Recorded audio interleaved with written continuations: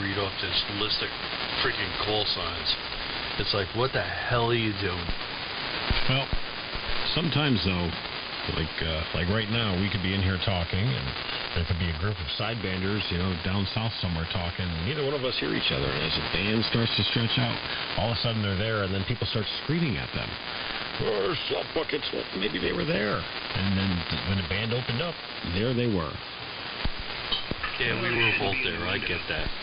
Yes, sir. I was a fully coded extra when you were still soiling your diapers. Here in the Northeast were hearing the sidebanders, and they just, it was time to have the frickin', what's it called? The old timers net, whatever the one Steve runs.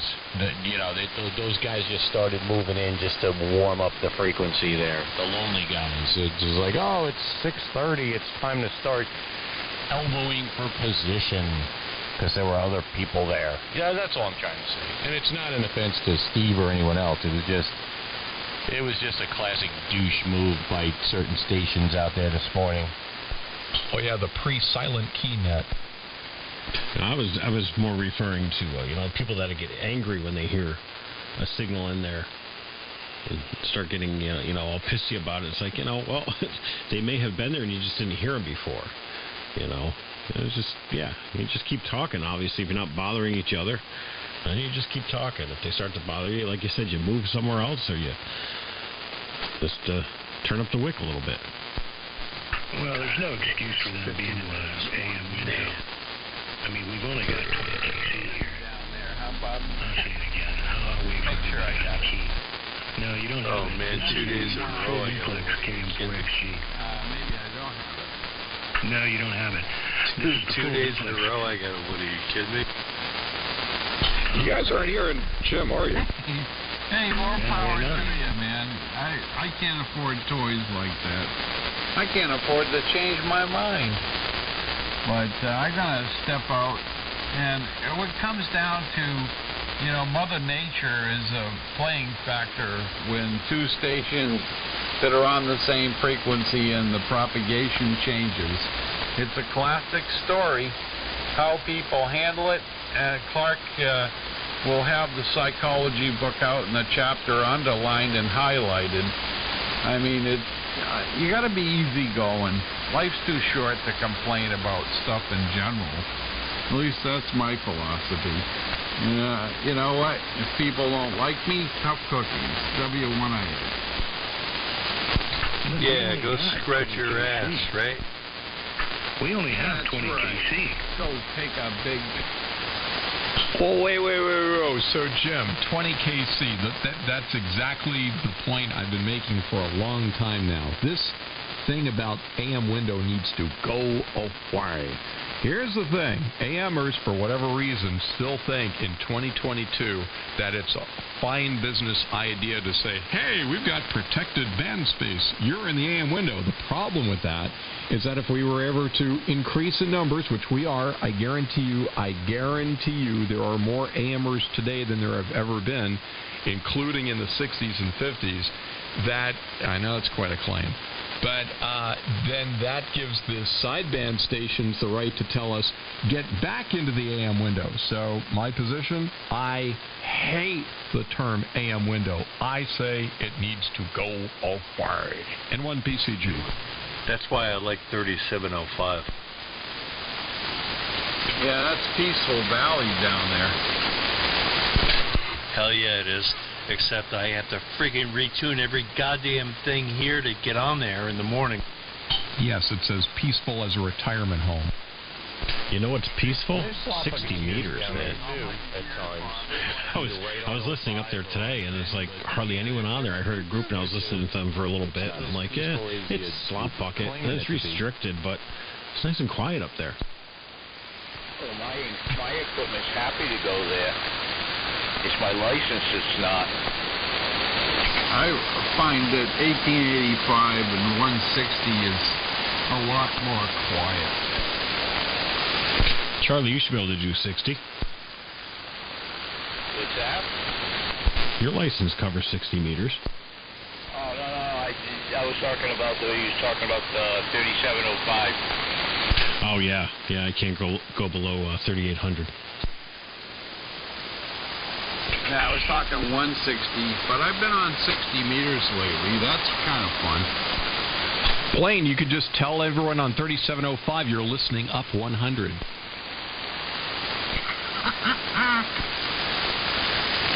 No, we'd have to be transmitting and listening down 100, Clark. You got that backwards.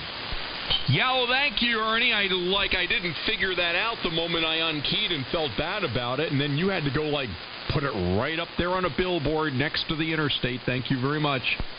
You'd have done it to me. I just had to return the favor. You're welcome.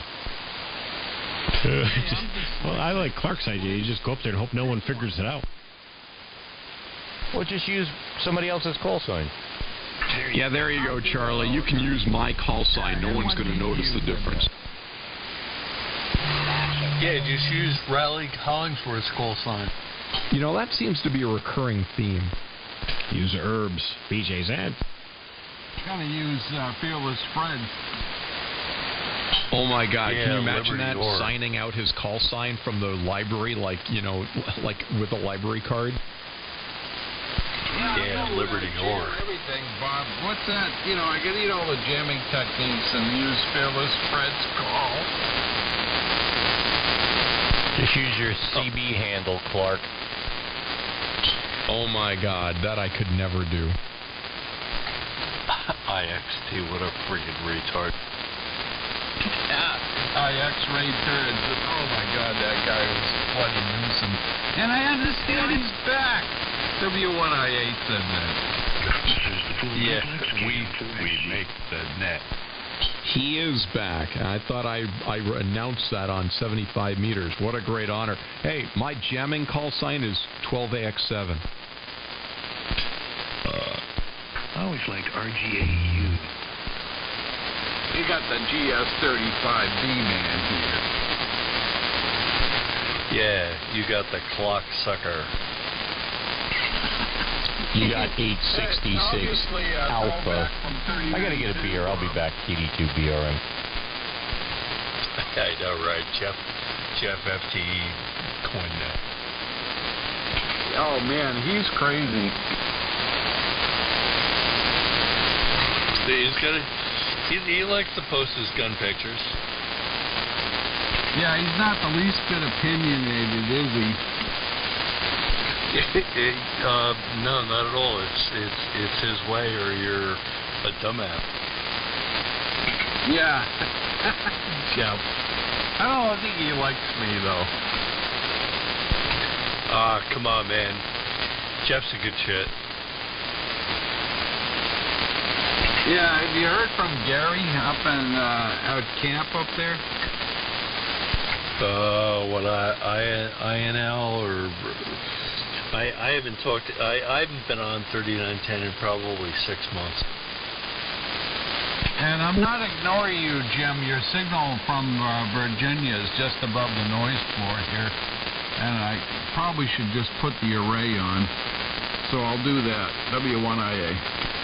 Jim, your signal here is a 20 over, so you can imagine what it's like where I'm at. W here, fine. We're just going back and forth.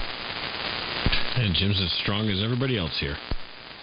Well, I'm glad you can hear me, Clark. Well, that's what I'm saying. You're like the same strength as everyone else, so when they don't hear you, it's like, oh my God, what do I say here? Yeah, all right. So That's okay. I'm running full duplex. Yeah, man. Yeah, man. Good evening.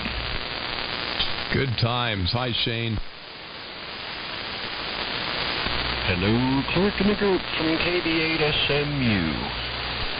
You know, I really do want to do bars on the air with Bob. Bob, we need to do that. We need to go find a watering hole and set up a shop there on 3873. I think that would be a rich time.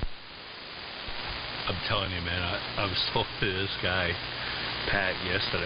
Not yesterday, 2 days ago, and Yeah, and we're talking about it, and he's like, you have your ham radio on your phone again, don't you? Because he like heard it out of the speaker, and then I connected it to my Bluetooth earpiece the next day, and I went in there and I had that on, and he's like, you're doing that again. And I said, why? You can't hear it, right? Because I have it on Bluetooth, and he's like, yeah, it's all good. And I was like, well, we're talking about a thing called bars on the air, and you know, where people get on and they're at a bar and it's all going to be like remote operation and stuff. He's like, dude, you're nuts. Oh no, I picture the whole thing. You're at one of those high top tables with one of those semicircular bench things. You got all your buds around. You've got a table which is like covered with beer bottles, most of them empty, and then this big pile of nachos in the center, and you're on the air. God, good times. All the nacho crunching, you know, into the microphones and stuff. No double dipping in the sauce. Well, we could just, Clark, let's just get some background ambiance music of like a lounge in the background while we talk. I'm a big double dipper. Oh. You mean like a strip club? I dip double. Yeah, there you go. Hi to Perry if that's Perry in there. Yeah, and hi to Phil if that's Phil out there. Something like, Hello to everybody, if that's in fact everybody out there. Yeah! Yeah. Hey, Perry. I just had that tune up. Yeah, man. Sorry about this, guys. But I just put the array on.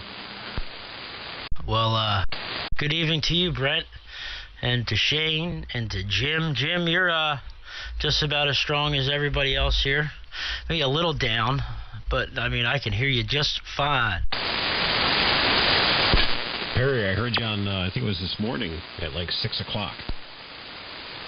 Yeah, I was probably on the MILRAD net. I was on the military net this morning from about 5:30 until 7:30. Perry likes doing the morning show with traffic and weather together on the 3s. Traffic and weather on the 8s. Hey, did you ever notice NECN, New England Cable News, always hires a woman with big boobs to do the weather? And you always watch. There you go, self-explanatory. Why wouldn't I? It used to be Nellie Carreño, but I swear they tipped over. She tipped over and broke, so they replaced her. What's the name of your news station? New England Cable News on that Nellie Carreño used to be there, and they put another big-chested weather girl on. Sounds like public access, like TV. Is that like what? Is that like the local NBC station, or do you guys not? Yeah, like where do you get your local like NBC, CBS, all that stuff from? Oh, Comcast, but NECN is New England Cable News. Oh. yeah, man. Yeah, I got. NJN is New Jersey News, or the New Jersey Network. Yeah. Oh, it's really hilarious. I said, I got to watch the weather, and my wife would look at me. She should be looking at you with one of those rolling pins. Yeah, she's good at that. What, hitting you? Iron skillet. Good evening to Ernie, if that's Ernie out there. No, she doesn't do that. Worse yet, you get the evil eye. Oh, you get the stink eye. Yep, that's what keeps men in line. Good evening, Ernie. What's up, Pear? How are you? Oh, I'm fantastic now that I'm home. Yeah, that's a good place to be. I got out of work so fast before you even asked me to work Monday. Whew, I was out of there. Is that your regular days off, Sunday, Monday? Yeah, I get two Mondays off a month. Well, I always have Sunday off, but I get 2 Mondays and 2 Wednesdays off a month as well. Okay, yeah. So, all right, that helps out. It's nice to have Saturday and Sunday off all the time, but it's also nice to have a Monday or a Wednesday. You get to do other things during the week when other people are at work, and, you know, whether it's a doctor's appointment or, not to sound like an old fart on 75 meters, but yeah, man, weekdays are good. Yeah, man. Hey, Bob. Hey, what's happening? Bob's on his honeymoon. Bars on the air. Boda. Been like Receiver City this week. Boda. Yeah, bars on the air. I should be down there, but I'm not. Yeah, trip to the cocktail store. I am drinking a Southern Tier Frosted Sugar Cookie Ale. Gay. Oh, my God. Gay. The hell? Well, you can call it gay, but Clark calls my Genesee Light College beer something derogatory, too. So I guess I just can't please anyone on the band, so I'm just going to please myself. Wow, that's quite a message. Himself on the radio. No, refer to your favorite drink as transgender. Hey, you know, okay. It's still insulting to a non-transgender, so it's all good. I drink what I drink. I am what I am. Like Popeye. Speaking about beers, hold on. Your beer identifies as whiskey? Freddie Mercury face down, right? So his friends could stop by for a cold one. Oh, my God. Harry, you could call this beer gay, but it's 8.6 ABV by volume. So that's, you know, it's got a little oomph. Yeah, and each six-pack comes with a free purple boa. I'm drinking Francis Connor tonight, the wheat beer. Now that sounds gayer than Southern Tier. You're drinking a man. A monk. That stuff would knock me on my ass. Excuse me? That stuff, man, I can't. I'm a lightweight anymore, dude. Used to be able to drink any of you guys under the table, guaranteed, but not anymore, man. I can't have one drink without getting a hangover the next day. I got one good news, Perry, with a neurological can't talk disorder. If I have a cocktail, it sounds the same. If you don't start in the morning, you can't say you drank all day. That's very true. It's very true. But I know Bob's an experienced drinker. Well, you have to be good at something. Pick me up some grape Mad Dog 2020. Ernie seems like he might be. He's some kind of a connoisseur. I don't know if Phil seems to indulge every now and then, right, Phil? Brent and Perry doubled perfectly. I did not hear you, Perry. What was that? God damn it. I was asking Phil if he indulges, and what he likes, because I haven't heard much from Phil. Oh, I'm just sitting here trying to decide. You guys are getting me interested in, but you're all over the map, so I have to kind of hone in on something. I think next is some smoked maple Knob Creek bourbon on rocks. Yeah, some knob polisher on rocks. Good smoked bourbon. Yum. He said knob. It's like pancakes and bourbon in a glass on ice. It's delicious, Brent. He said knob. I like my single malt, but second of that, Glenlivet, 20-year-old. But I like a good smoked bourbon. Yeah. I think we need to grab everybody. No way. God. Find a bar we can all reach and just party. Brett, you're too strong, man. You're like shutting my noise blanker off. You'll need a non when it gets to like a certain threshold. It basically turns the noise blanker off, and noise blanker is completely taking out the line noise until you key up. I don't know what to tell you. Yeah, man. I don't know what to tell you either. Except I'm going to have to deal with it. Well, I put the array on for Jim, but we keep talking so quickly. Jim, are you there? He's in there somewhere. Probably getting coffee. I know Jim's not far from the Radidio. Clark, I think we need to have bars on the air at City Island. Oh, my God. City Island. I love that place. That's a good spot, Bob. Jim's putting together his rent booty doll right now. City Island, and they wrote us. They gave me a great deal to keep it there over the winter, and my wife and I went down there like every weekend for the whole freaking winter. We spent New Year's Eve down there. We went to every freaking bar on the stitch of City Island, and I love that place.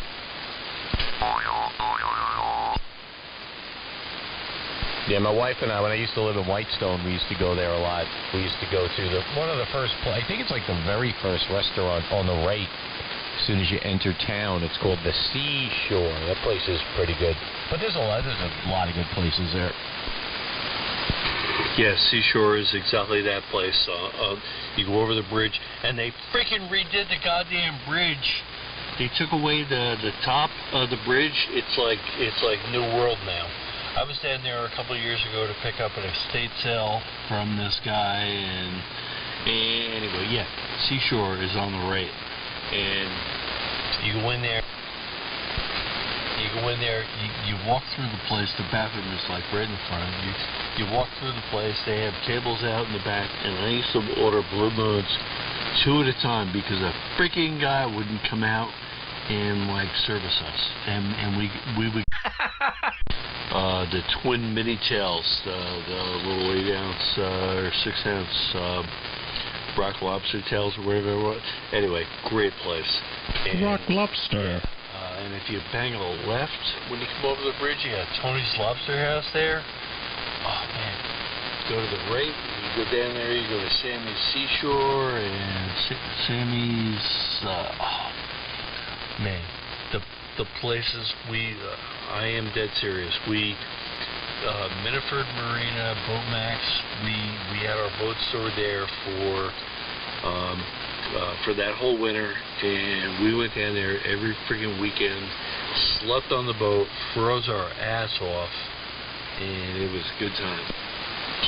Miniford.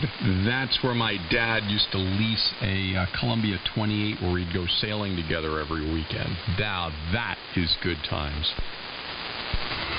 Oh man, I still have the bathroom key. Good Times was a show from the 70s with JJ. Dynamite! Yeah, now he's doing, what, insurance commercials? Or some silly crap like that. He probably dies a little inside every time he has to say dynamite. Every goddamn 15 minutes I see that shit on MeTV. Yeah, because old people today will be like, oh, well, JJ says it's cool to buy this life insurance, so let's sign up, because the Alec Trebek one is boring me. Yeah, so who's that moron hawking gold all the time? What?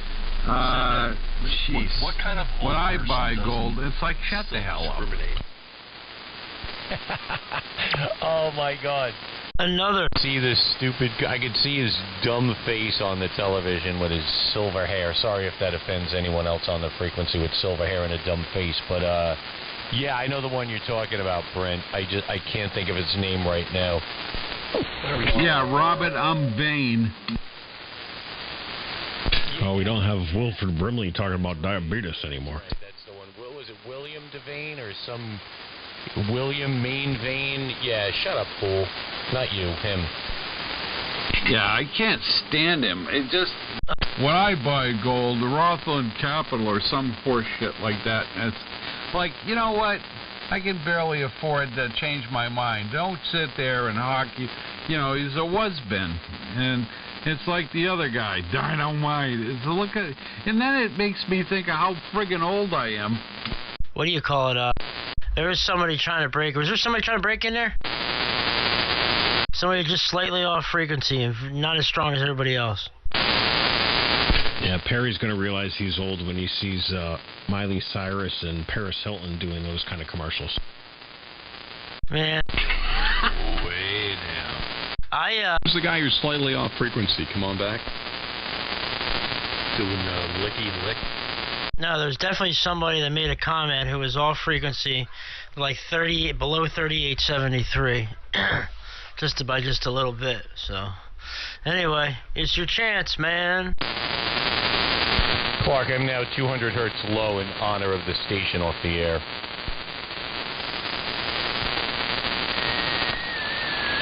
Now that station. 3 and go up a KC. I heard they just keyed up a second ago. My sync detector has a couple choice words for you guys. Yeah, go ahead, drop it in there. I think you're hearing things. No, definitely not. Well, I'm seeing things, I guess. I'm seeing it, and I'm hearing it.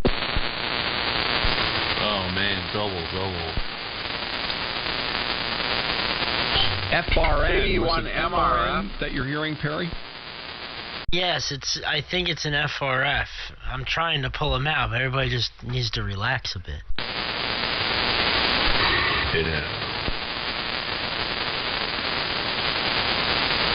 I can't hear him, Clark. If you can hear him, pick him up. I thought he said FRN is in Foxtrot Romeo November. Is that correct? Whose call sign is something like Foxtrot Romeo November? We used to have Guy, FRM, but I haven't heard him in ages. All right, so who's the station that's trying to break in? We're like all listening very intently right now.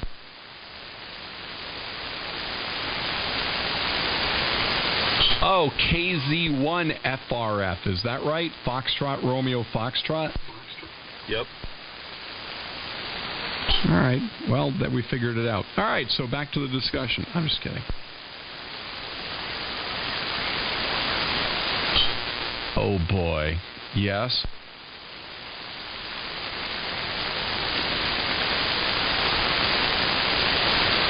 Oh, that's Bruce. Oh, my God. B. That's Bruce, bro. You know who that is. Charlie Sheen. Perry's Charlie Sheen.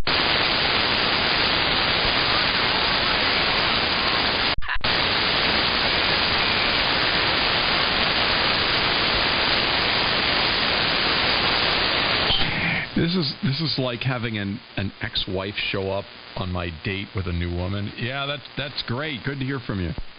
Does that mean you spoke to non-human beings before? Yeah, Dom, for example, who likes to throw rocks and bottles at UFOs that land in his backyard. He said so himself. Yeah, those two had a nice long discussion one night about alien. Oh my God!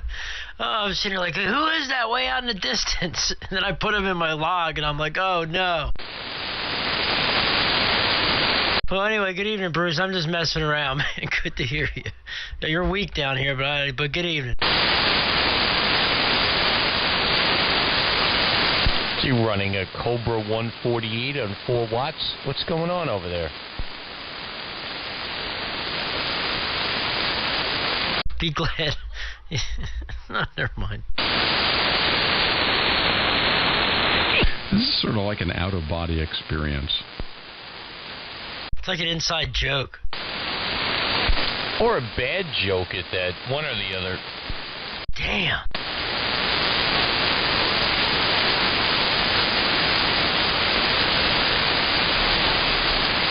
Yeah, it's gonna be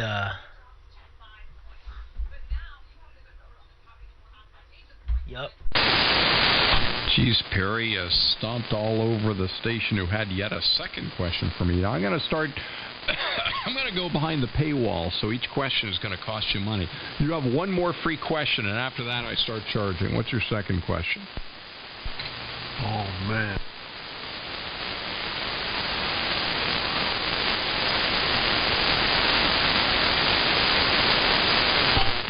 What was the question about me and the blue pill? Blue box.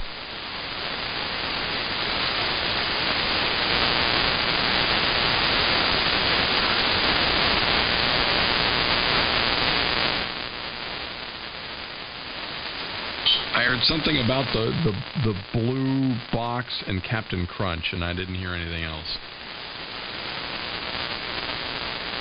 He said, did you ever like build it? A 4-watt Midland radio trying to call DX on Channel 6. Am I the only one that sees it that way? No, to that station, I think that was a dream you had, and I should not have been involved in it.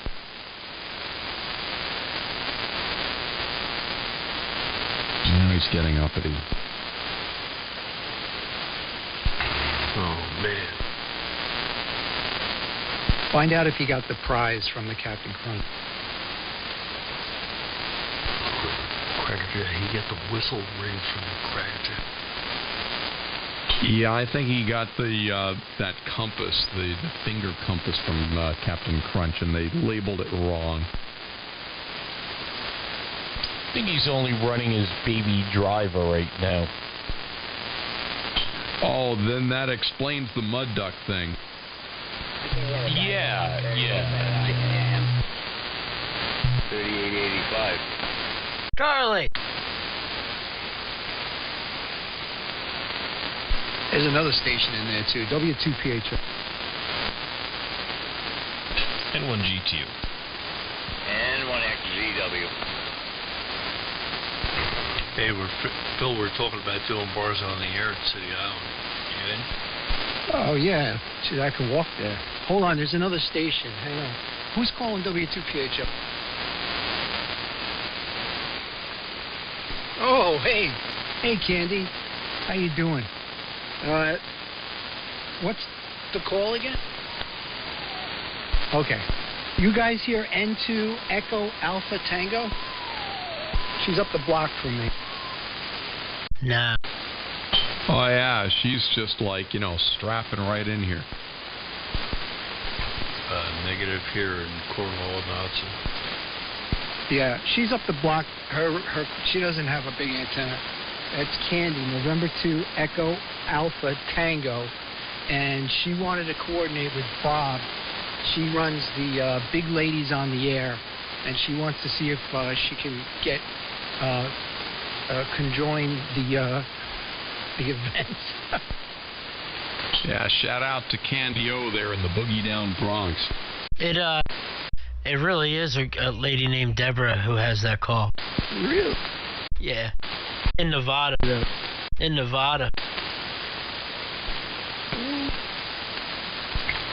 She's in Nevada, that's why I'm not copying her. Come on. She using a coat hanger for an antenna? Tune in. She's a big lady with the phonetics EAT. That's terrible. Hey, big ladies need loving too. I'm going to go to the QRZ page now. The fat one's mine. Fat bottom girls make the world go round. Rockin'. Only got 346 lookups, old Deborah does. Well, it's time for you to make her odometer spin.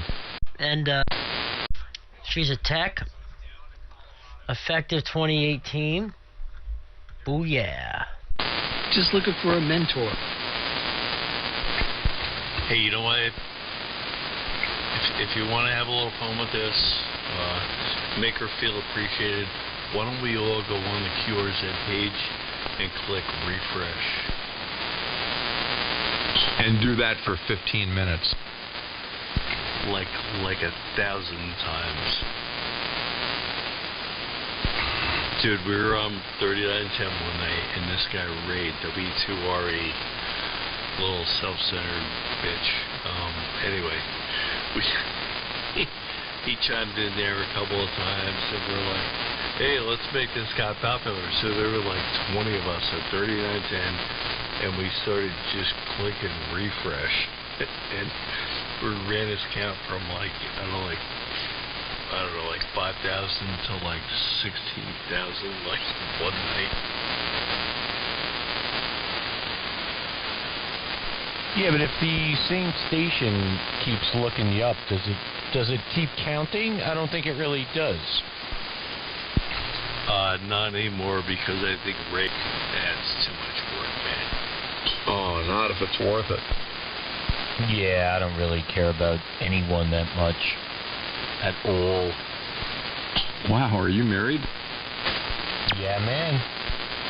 Okay. The prosecution rests.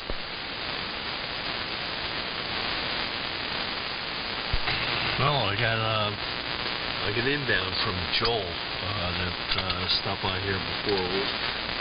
Foxtrot, like Fordham Hotel University. Interesting. You just sent me an email. Stand up.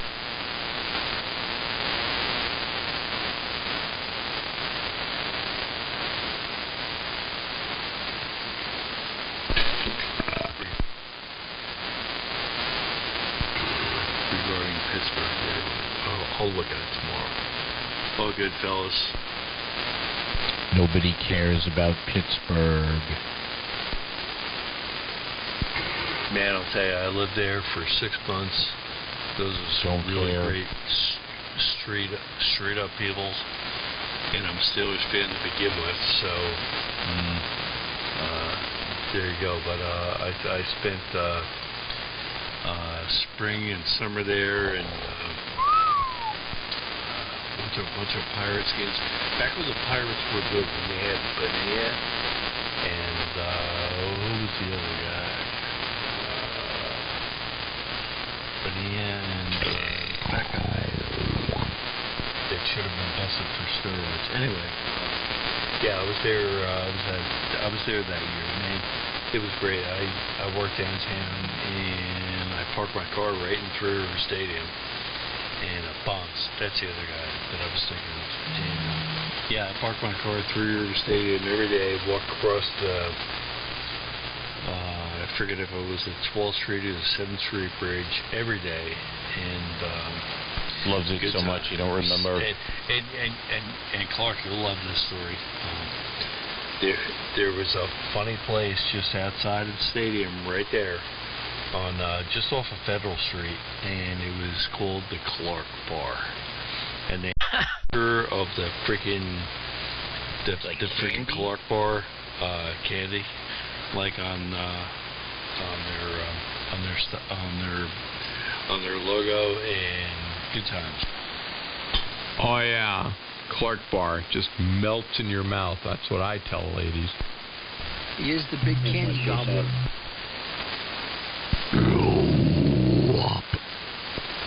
Wow. W3OR. MMR. And this 51S1 is fantastic. And fastic. The 75A4 is better though. Man, that rig last night, I hooked that thing up, and I had audio like on number 4 that I could hear upstairs. It was great. Good times.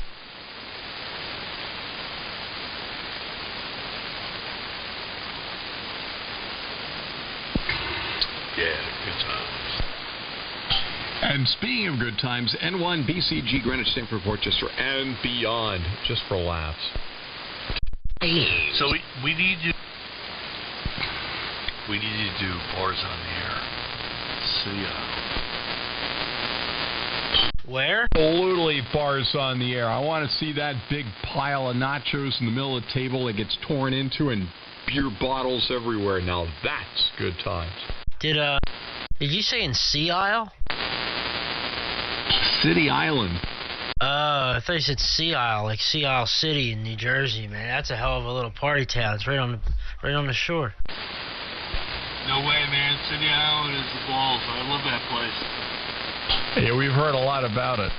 Oh, okay. That sounds good. I'll fly up here, Perry. Oh, no. Oh, no. No, I'm not getting in a pack of gum. Oh, that is the Boogie Down Bronx. No. You mean like that? But no.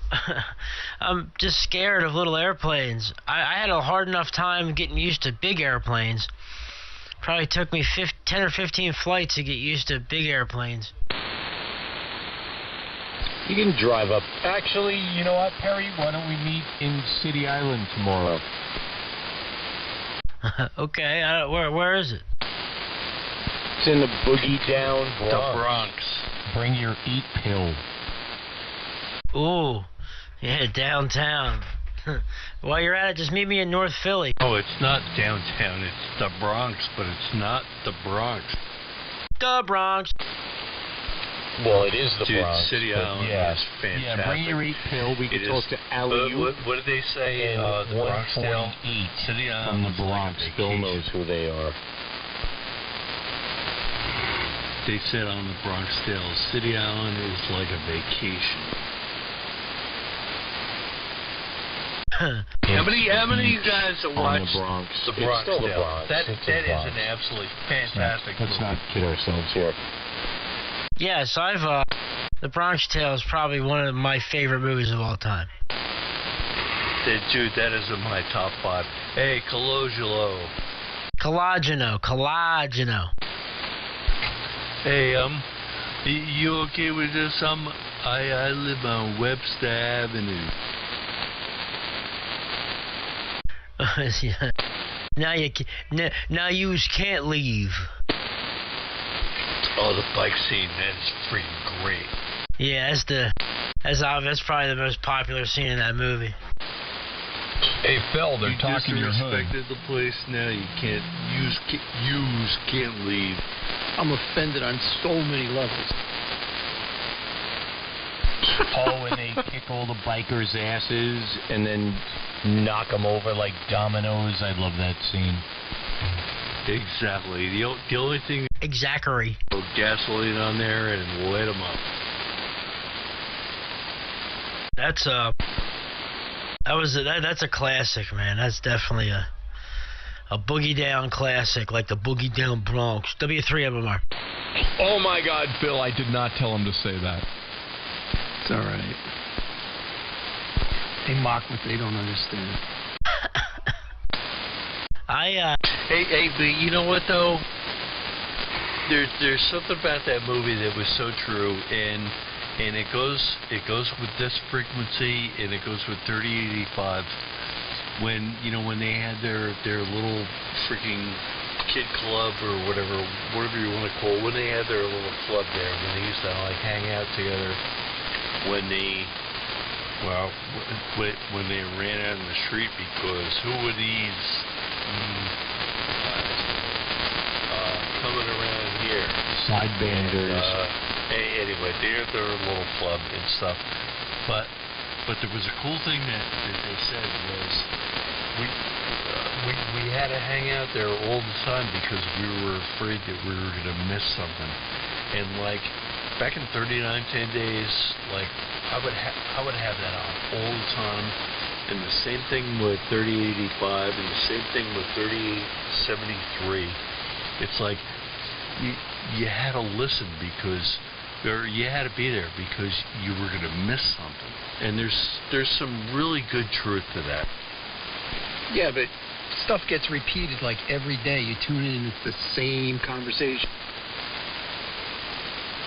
Yeah, I'm off the air for like 6 months at a time, and every time I come back here, you guys are right where I left off the year before. I don't know. Maybe I bring some new stuff to the table. I don't know, like the Freddie Mercury joke before. You never heard that before. Well, I'm still new, man. I'm like at the beginning here of my existence, so it's still all new to me. But I've talked to my dad about it off the air. It's like this. He's been doing this for 40 or 50 years, and it's just, talking about the same old resistor and the same old Johnson Ranger. A lot of the time about the same audio processors. They've been talking about for this past 25 years. Yes, sir. All right. Very good. But I like it. Unless I'm on the air, Perry, it's the same discussion over and over. It's That's right. I like bashing my head into a wall. Mercury in front of an elementary school. Okay, this one day, face down, so he could be used as a bike rack. How does that sound? Who's getting used as a bike rack? Song that Freddie Mercury had before he died of AIDS. And you know what? No disrespect. He was a great musician. He was, but the name of the song was "Too Much Love in the End Will Kill You." Think about it. I think we've all given it enough thought. Or I think it was "Too Much Love Will Kill You in the End." But you get the point I'm getting at. That was your bike rack comment. Mm-hmm. Is this love That should be exit only. that I'm feeling? Oh, Perry's that's a getting different into group, those Perry. fighting divals. But if that makes you sleep well at night. I don't know. I think that's white LJO. I like snakes. George, you should probably leave while the getting's good. No, I left my headphone amp turned up. Sorry about that. I'm over here chasing carriers with my mouse. Well, I'm going to tap a kidney and get another beer. I'll be back. Kilo Delta 2, Bravo, Radio, Mexico. Hello, Perry. Hello, Ernie. Hello, Phil. Hello, Clark. I'm not sure who else. Hey, George.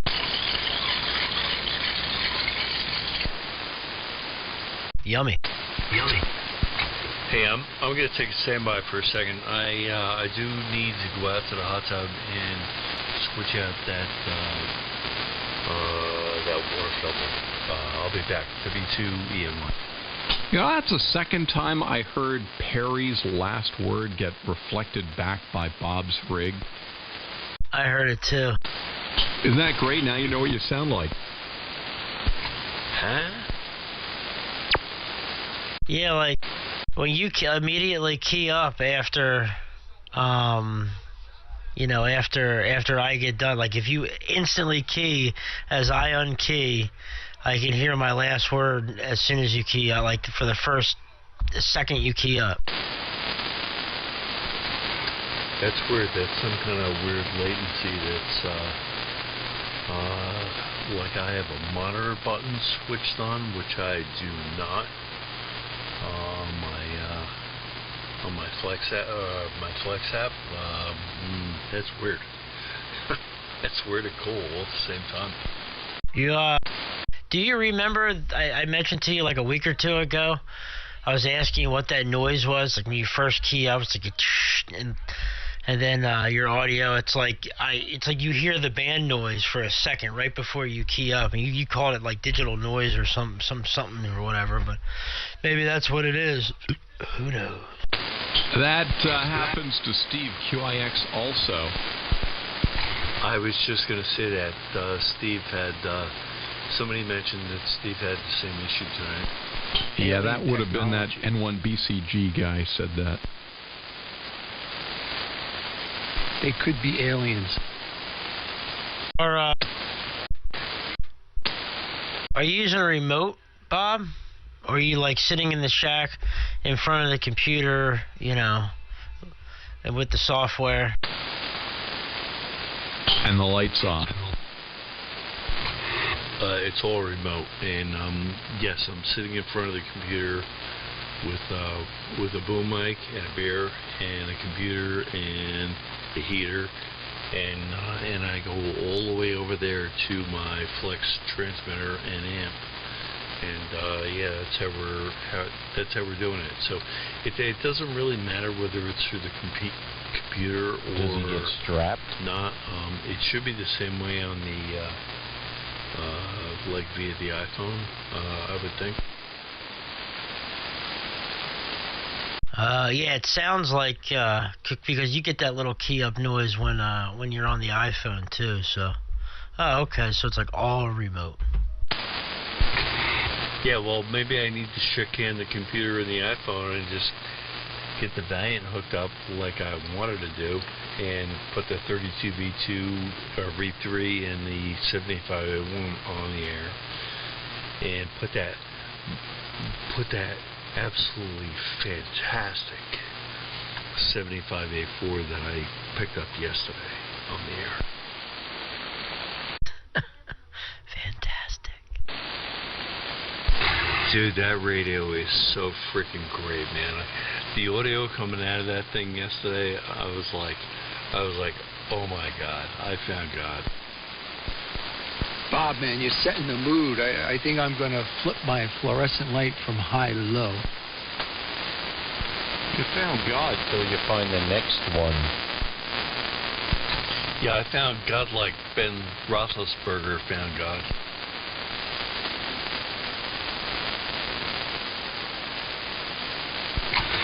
Who's that guy? I can't hear him. Bruce.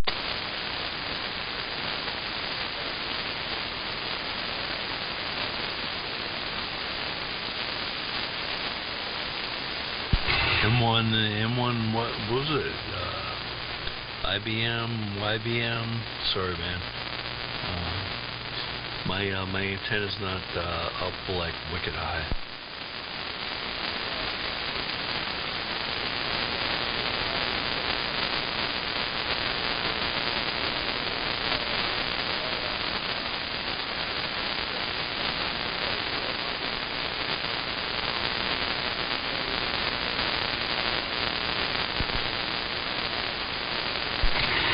I got half of that. Something about a long wire. Sounded good, man. Except I can't copy most of it. Much, but so is he, yeah, it's a little late in the afternoon. And, how is he sounding good? Yeah, I gotta do some stuff. Anyway, I'll be back in a little bit, fellers. This is W2E1. What's going on in LJO territory? Oh, excuse me, nothing, just hanging out. Did a little bit of work today, midday. Came back, had a nice lunch. Hung around, watched a little TV. Right now, the wife is working on a cauldron of chili.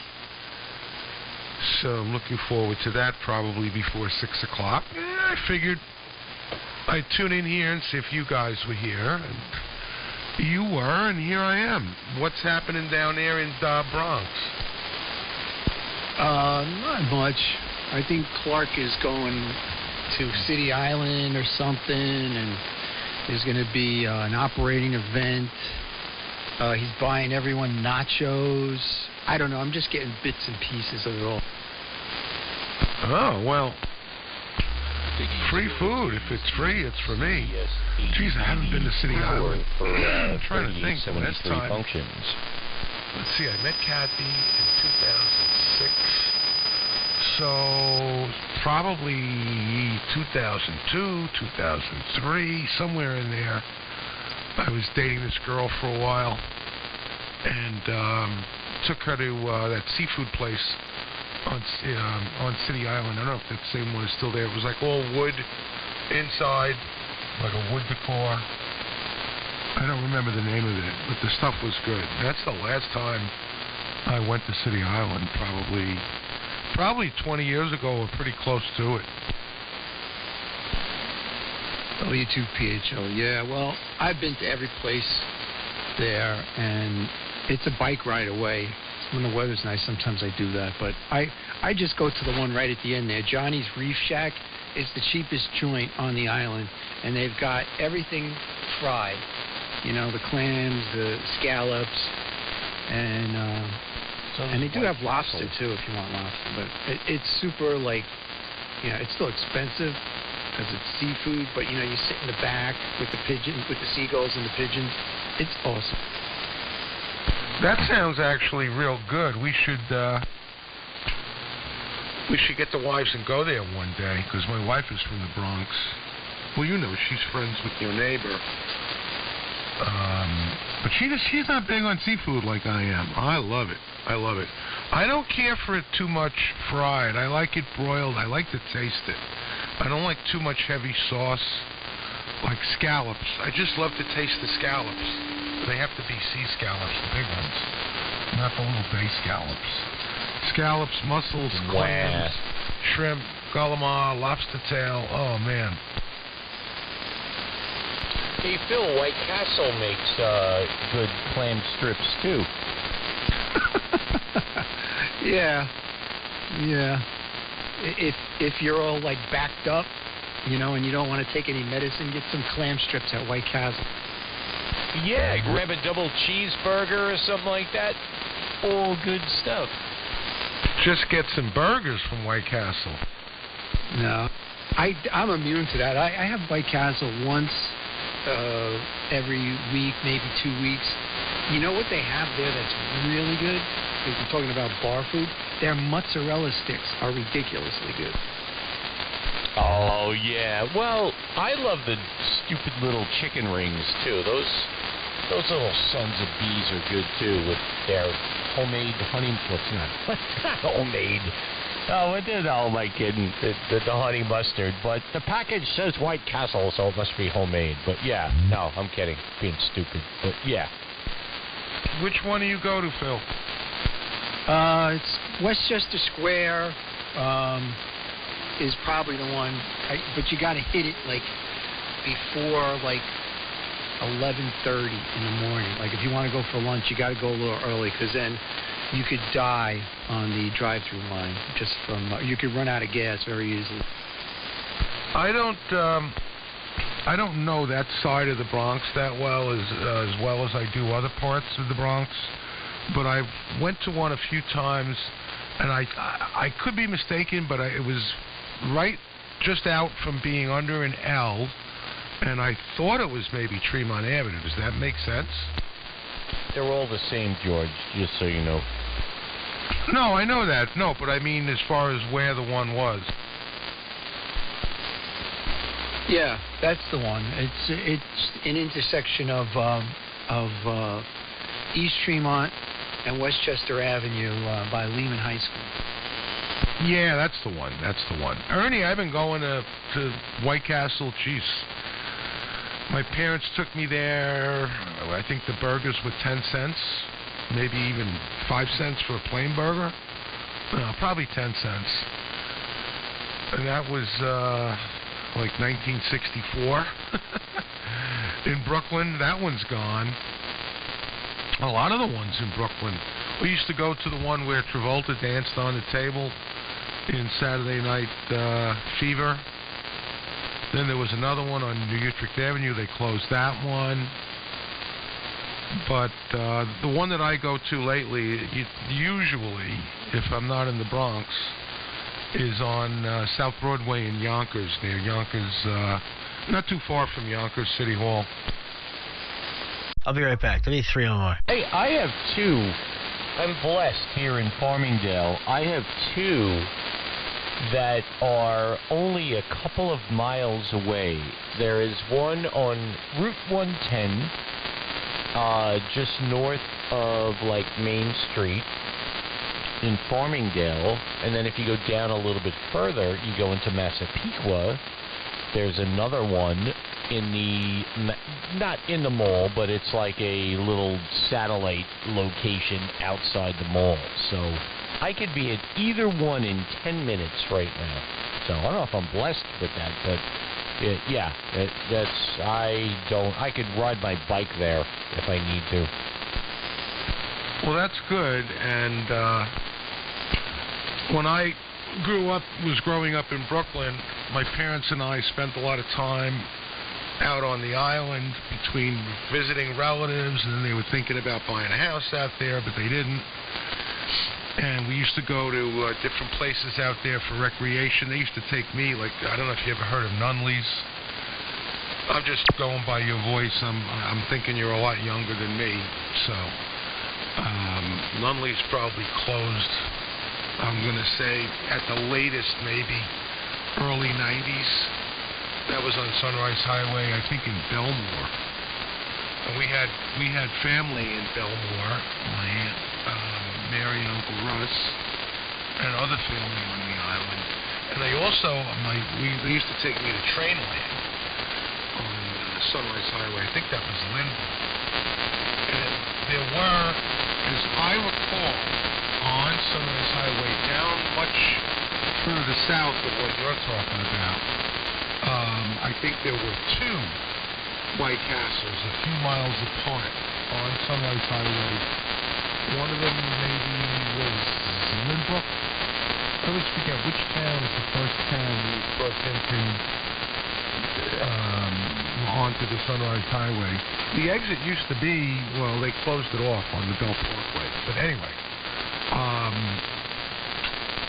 I think it's Valley Stream first and then Lynbrook, where the Green Acres Mall is. Anyway, it was further up from that. It wasn't too far from Trainland. There was a White Castle on the opposite side of Sunrise Highway. And then there was a little further up, but not as far as what you're talking about. I think there was another one. Now, I'm going back to days when, if you hung a left, if you were pointed east and you hung a left to go to the North Shore, you had a railroad crossing almost on every road to get across. The tracks had not been elevated yet. Yeah, I'm not sure how old you are. I'm 47. But, yeah, the one in Rockville Center is still there. It's, what the hell's the cross street? I don't know if it's Broadway or something like that. That one is still there. I'm not sure about the one you're talking about in Green Acres area, because it's a little dark for my, never mind. Anyway, that area has changed, but I don't go there often. But the one in Rockville Center is still there. And yeah, so copy on all of your information. Well, I remember also in Belmore, there was a big neon sign outside this place, the Charcoal Chef. And we used to go there and get burgers. Oh, God. And I remember the Green Acres, was it there at the same time as the mall, or did they take it down and put up? No, I think it was there, and they built the mall next to it. It was a Sunrise drive-in movie. All right. Well, yeah. I grew up in Queens. If you guys are familiar with Mike F.E.F. We kind of grew up in, he was kind of Brooklyn, Queens, but yeah, I did not grow up on the island, so I'm not sure what the stuff you're talking about there, but all good stuff. How old are you, George? 62. Yeah, all right, yeah. So you could be my dad in an illegitimate relationship in Brooklyn right now. Let's see. I would have been 15. That would have been a good trick.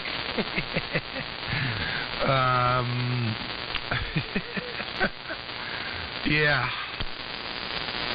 Well, that's all I'm saying. Yeah, no. So we're on the same page. Yeah, you're like a generation ahead of me. So when you were driving, I was still in third grade. But yeah, I follow what you're saying. Yeah. Well, if you ever want to take your wife and your kids, it's been the last time I checked, it was closed.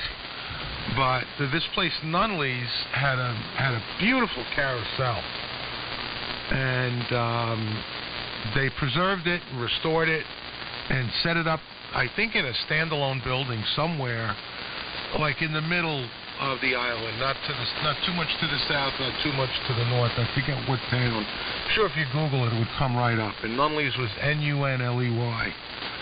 And I've been wanting to go out there with my wife, and we have family out there. Well, we have not made it yet. But I used to ride that carousel when I was little. And I think it was like 100-year-old carousel. And when they closed Nunley's, they saved it. Yeah, I think that place is still in some kind of functioning ability. I know years back, a friend of ours had a birthday party there, but I would have to look it up. But yeah, up until 5 years ago, they were still functioning. So for whatever that's worth. I'm pretty sure Nunley's is gone a lot longer than that. I'd have to look it up. Maybe where they put the carousel is still functioning. I'm pretty sure, because I think it was even declared a landmark, the carousel itself. But I've been wanting to go because I rode that when I was little. But Nunley's was cool. They had this little ride. It was like a little train cars, and you would sit on it, and you would turn this thing like an egg beater in front of you to crank to make the train go around the track. It was real cool. Oh, all right. Yeah, I think I'm thinking of just the carousel. I don't know. Something happened a few years ago where I know my wife went to a function, and the name Nunley's, stuck out. But like I said, I grew up in Queens, so anything on Long Island here really has no value. There's no value to me in that respect. Other than just hearing that, like the Greenport Carousel is kind of refurbished and that's still up and running, out on the North. But something is still alive with Nunley's, but I couldn't give you the details there. And to LJO, well, when I was younger, in my 20s and 30s. 20s into my 30s. I used to play in a softball league. We used to play in Alley Pond Park, and we used to go to White Castle on Bell and Northern.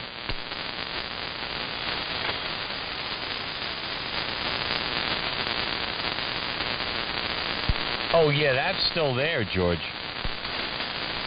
Good. And I remember, I don't know if it was the same intersection. I think it might have been a little bit further up.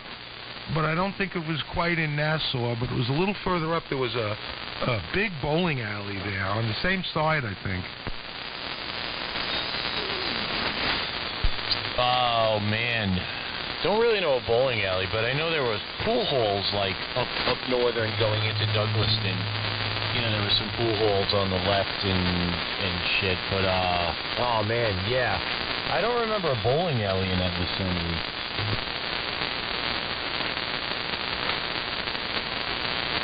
Yeah, I remember being there like in 1981 because we were watching a ball game. It was a playoff game, I think, and Tom Seaver was with the Cincinnati Reds, and he was pitching, and I was pissed because as I will be till the end of my days, because he wasn't with the Mets. Just like my mother never got over the Dodgers leaving Brooklyn, and my father. Both of them, they cursed that man until they died. And I remember being there like around 1981, that bowling alley. I got to look it up and see if it's still there.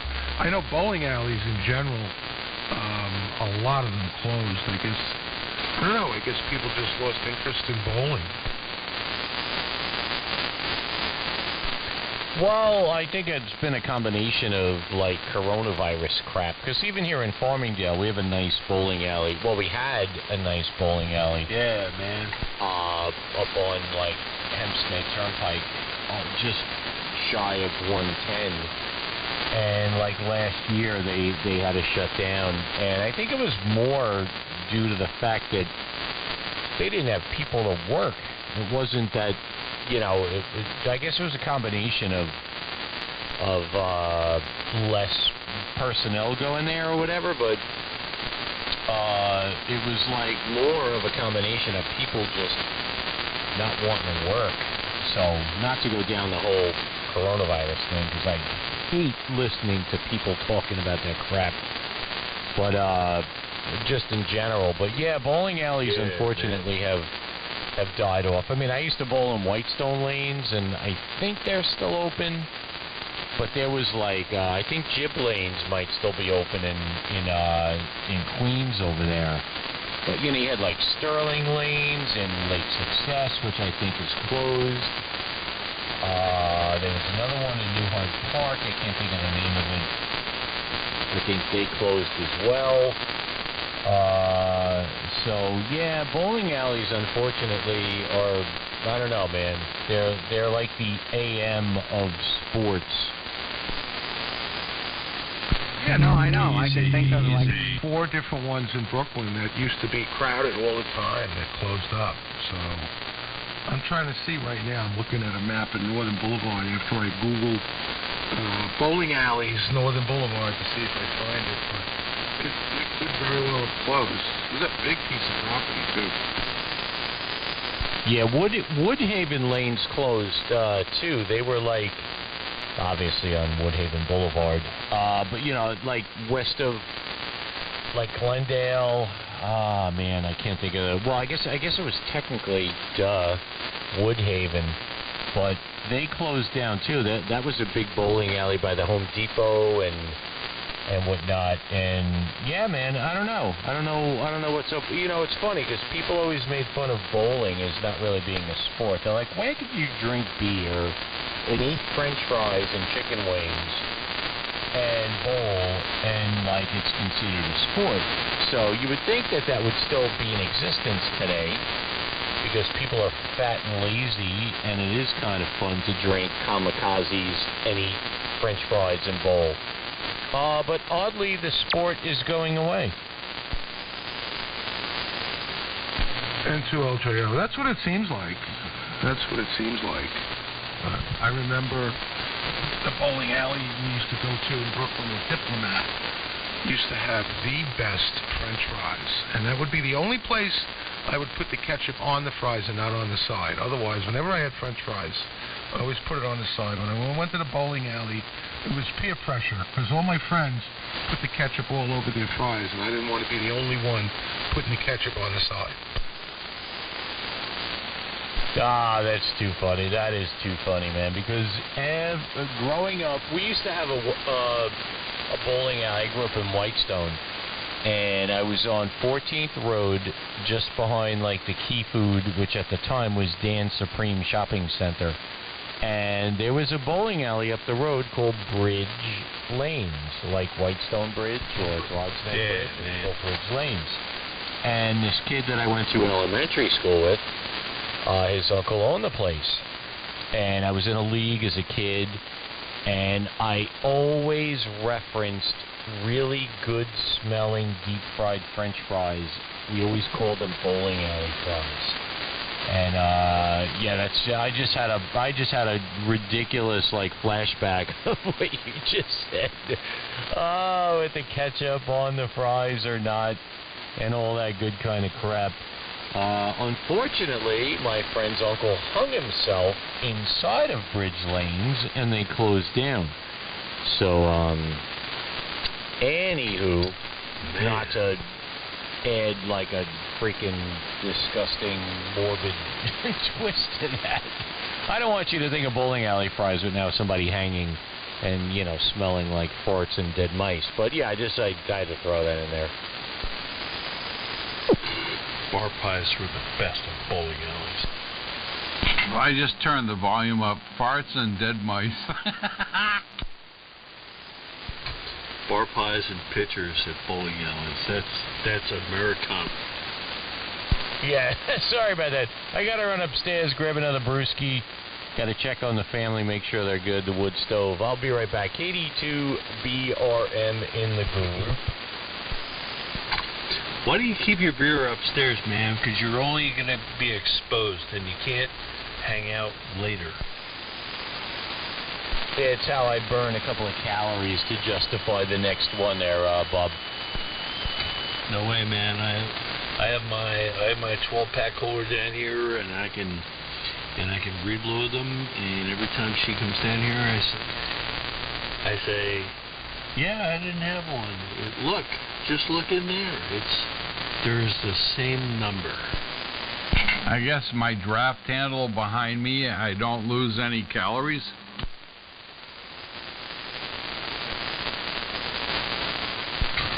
All right. I tried. Anyway, what's going on, man?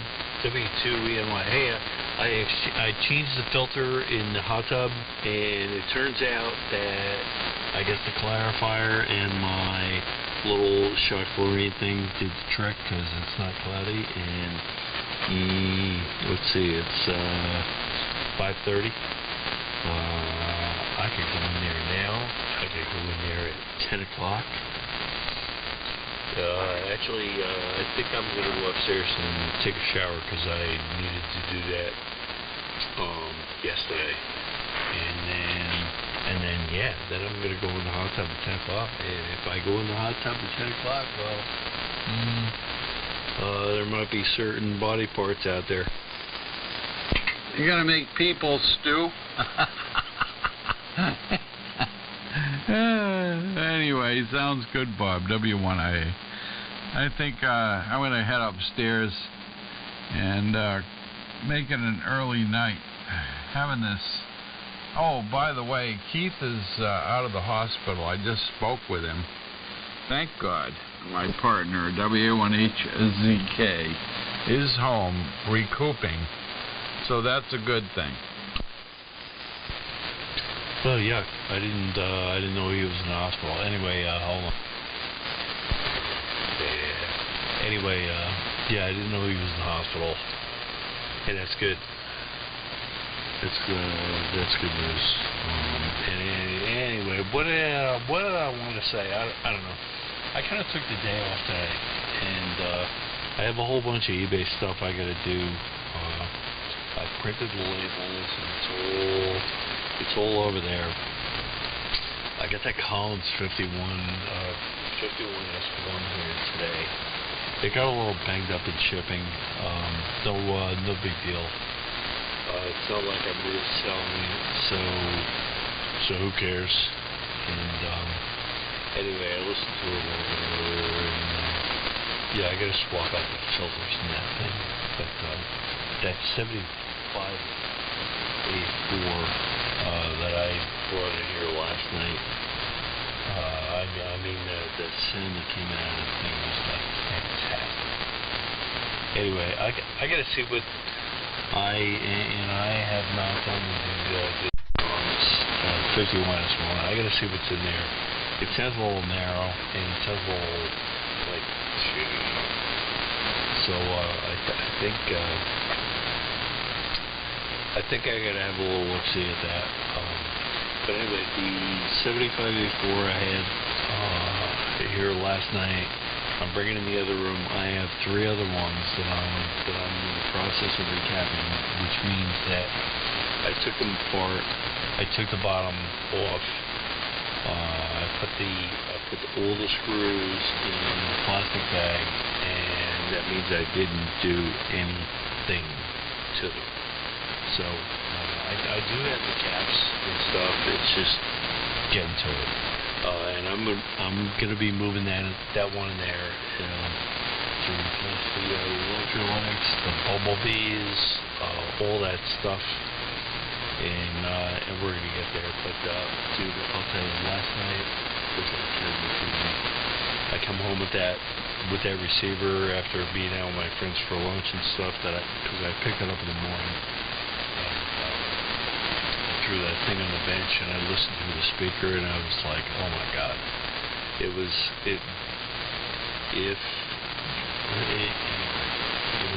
like a W2EN1. Yeah, cool. I'm glad that worked out really well.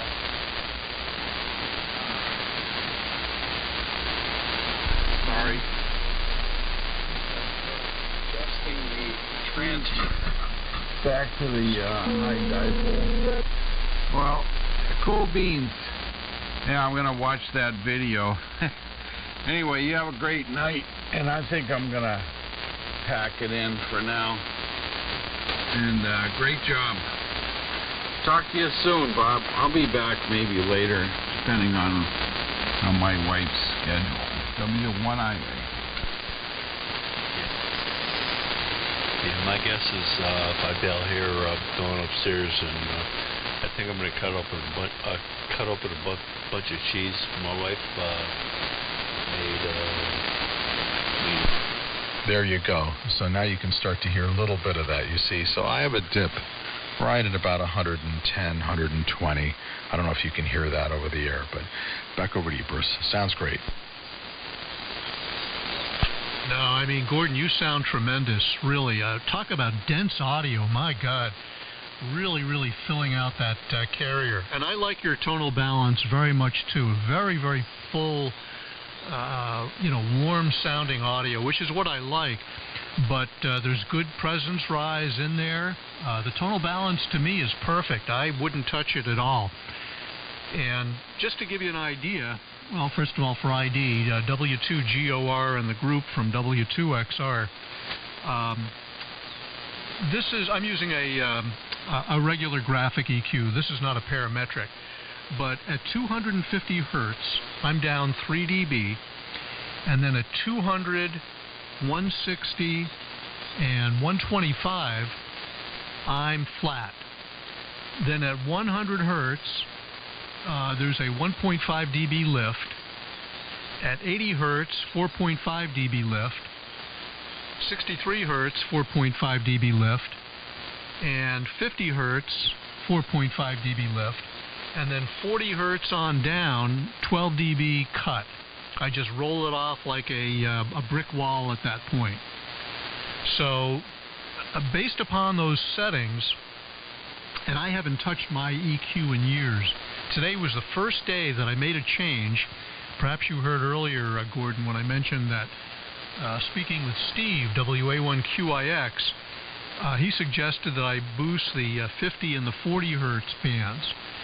Well, I knew if I did, I was probably going to impact the positive going peaks, because as you know, once you get below 125 hertz and you start boosting the frequencies in that part of the spectrum, you may run the risk of getting phase rotation, which I clearly do.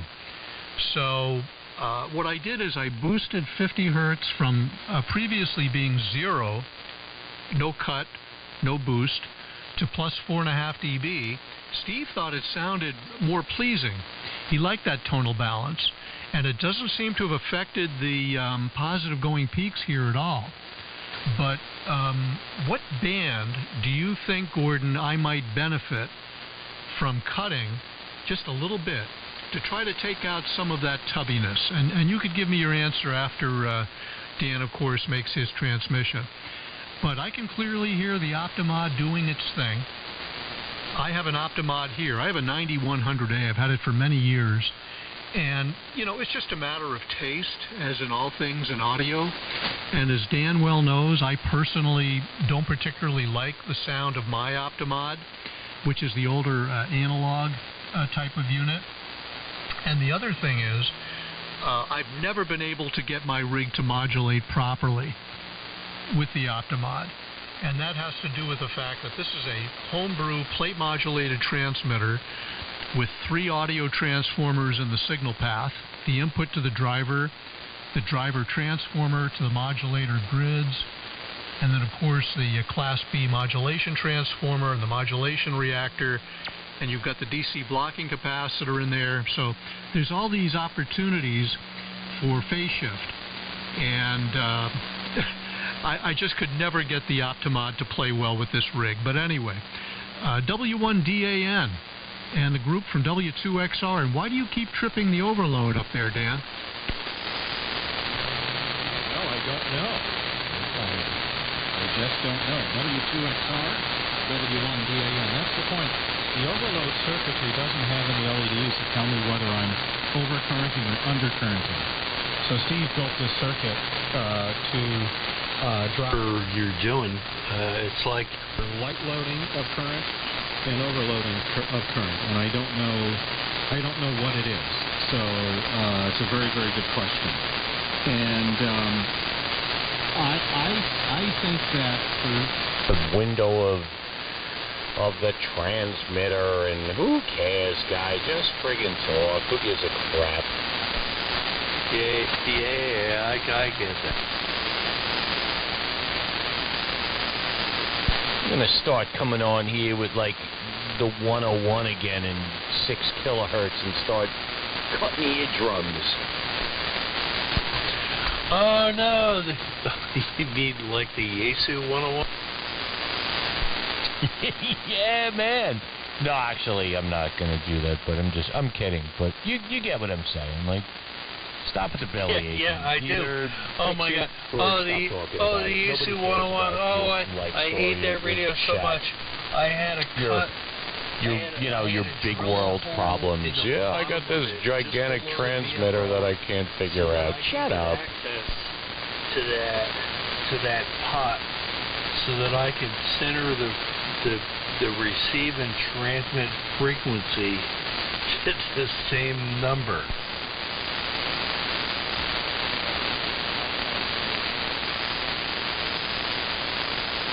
Oh my God! I remember the friggin' FT101. Oh, it's a great radio if you know what you're doing with it.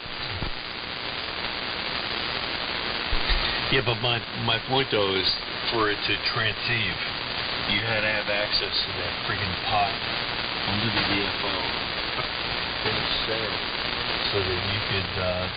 And you know what? It was the same thing with Drake. Drake did the same crap with the friggin' carrier oscillator. Whether you slaved it to the receive or the transmit side, the TX or the R4 or whatever, they did the same crap, man. It was like, in order to transceive, you had to have all this stuff dialed in. Well, I'm not understanding what you mean by transceive. I mean, isn't the radio a transceiver? You either transmit or receive. So you kind of losing me on your transceive comment, Bob. What I'm saying is that the transmit frequency and the receive frequency are the same. Like, so you're okay. So we're on 3873. So your receiver is on here, and when you go into TF, the transmitter is on like 73.125 or some crap. There was like a big deal with that, meaning transceive, meaning you're transmitting and you're receiving on the same frequency. Well, yeah, I mean, you have to align the radio properly, and then there was a trimmer under the clarifier that you could dial in, but you also had for sideband, well, this would depend what mode you're in, but it doesn't really matter. It applies the same. Your transmit frequency and your receive frequency are easily adjustable once you pop the panels off and you adjust them. So once you get it set up and aligned, you're good to go. So I kind of get what you're saying, but it's not as big a deal, I think, as you're saying. It's just you got to get the rig aligned properly, and that goes for any transceiver, I guess. But you just have the ability to adjust it independently, I guess. You know what? I'm guessing what you're saying. I'm not totally sure, but it's not that difficult to get the two aligned. That's all I'm trying to say.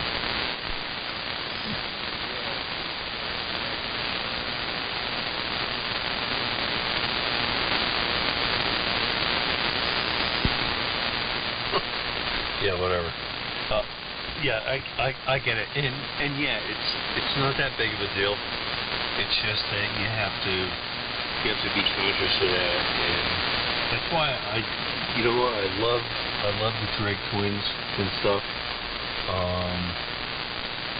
But that was my pet peeve is the transmitter is easy to set up, and then you have to set up the receiver on the sidelines and adjust the BFO.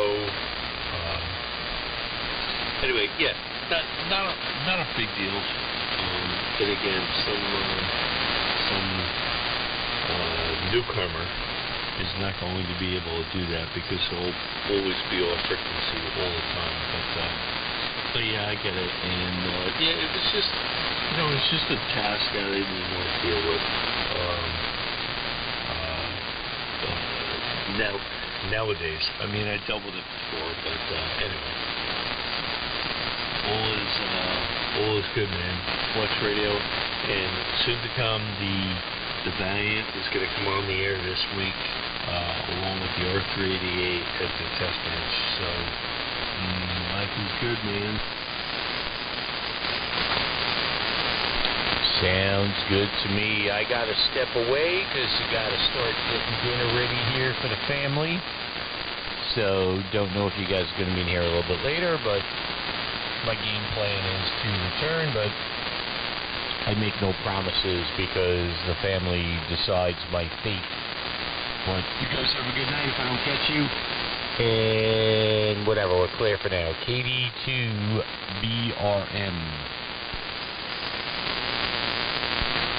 Yeah, right on, Ernie. Catch you on the flip side. You know what? I'm gonna go up to the Big 85 for a little while just to see. Excuse me. Just to see what's going on. And yeah, my wife's cooking stew in the crock pot. And see ya, Ernie. W3MMR. I commented about the ribeye steak, but anyway, Crunchy stew. I might actually go upstairs and cut up some cheese and open a bottle of wine and maybe make some cheese all day. I think that might be a better idea than going up and listening to Bruce. So anyway, 7-3 all best brothers. Ernie, I think I heard Clark. I heard the Clark bar in there for a second. And any of you other cool cats listening, I'm gonna cut out. This is W2ENY. All right, copy, Bob. I thought I heard Perry in there, too. Perry, you still in there? Yeah, I was across the room. Yeah, 7-3 Ernie, 7-3 Bob, 7-3 Clark. I'm going to get back in the woodwork for a while. I might get back on in a bit, but I'm getting this tuner all wiped down for you there, Ernie, and we'll catch you in the morning. I'll text you when I'm leaving, and then good to hear you tonight. Great signal, Bob. Don't get in trouble with that receiver over there, man. Phew. Glad you're enjoying it. Good signals all the way around. W3MMR. Yeah, and if you go to King's House of Steaks across from Gino's, man, I love that place.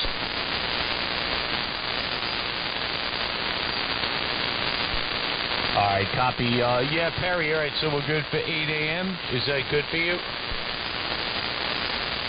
Yeah, that's good for me. All right, cool, man. I will gather my belongings and get them ready, and I'll meet you there. Bring your coffee appetite. Yeah, man. We'll catch you in the morning. W3MMR. All right, sounds good, man. In the words of McDonald's, I'm loving it. Hey, what are you guys meeting up tomorrow down in Philly region? Going to Pat's or Gino's?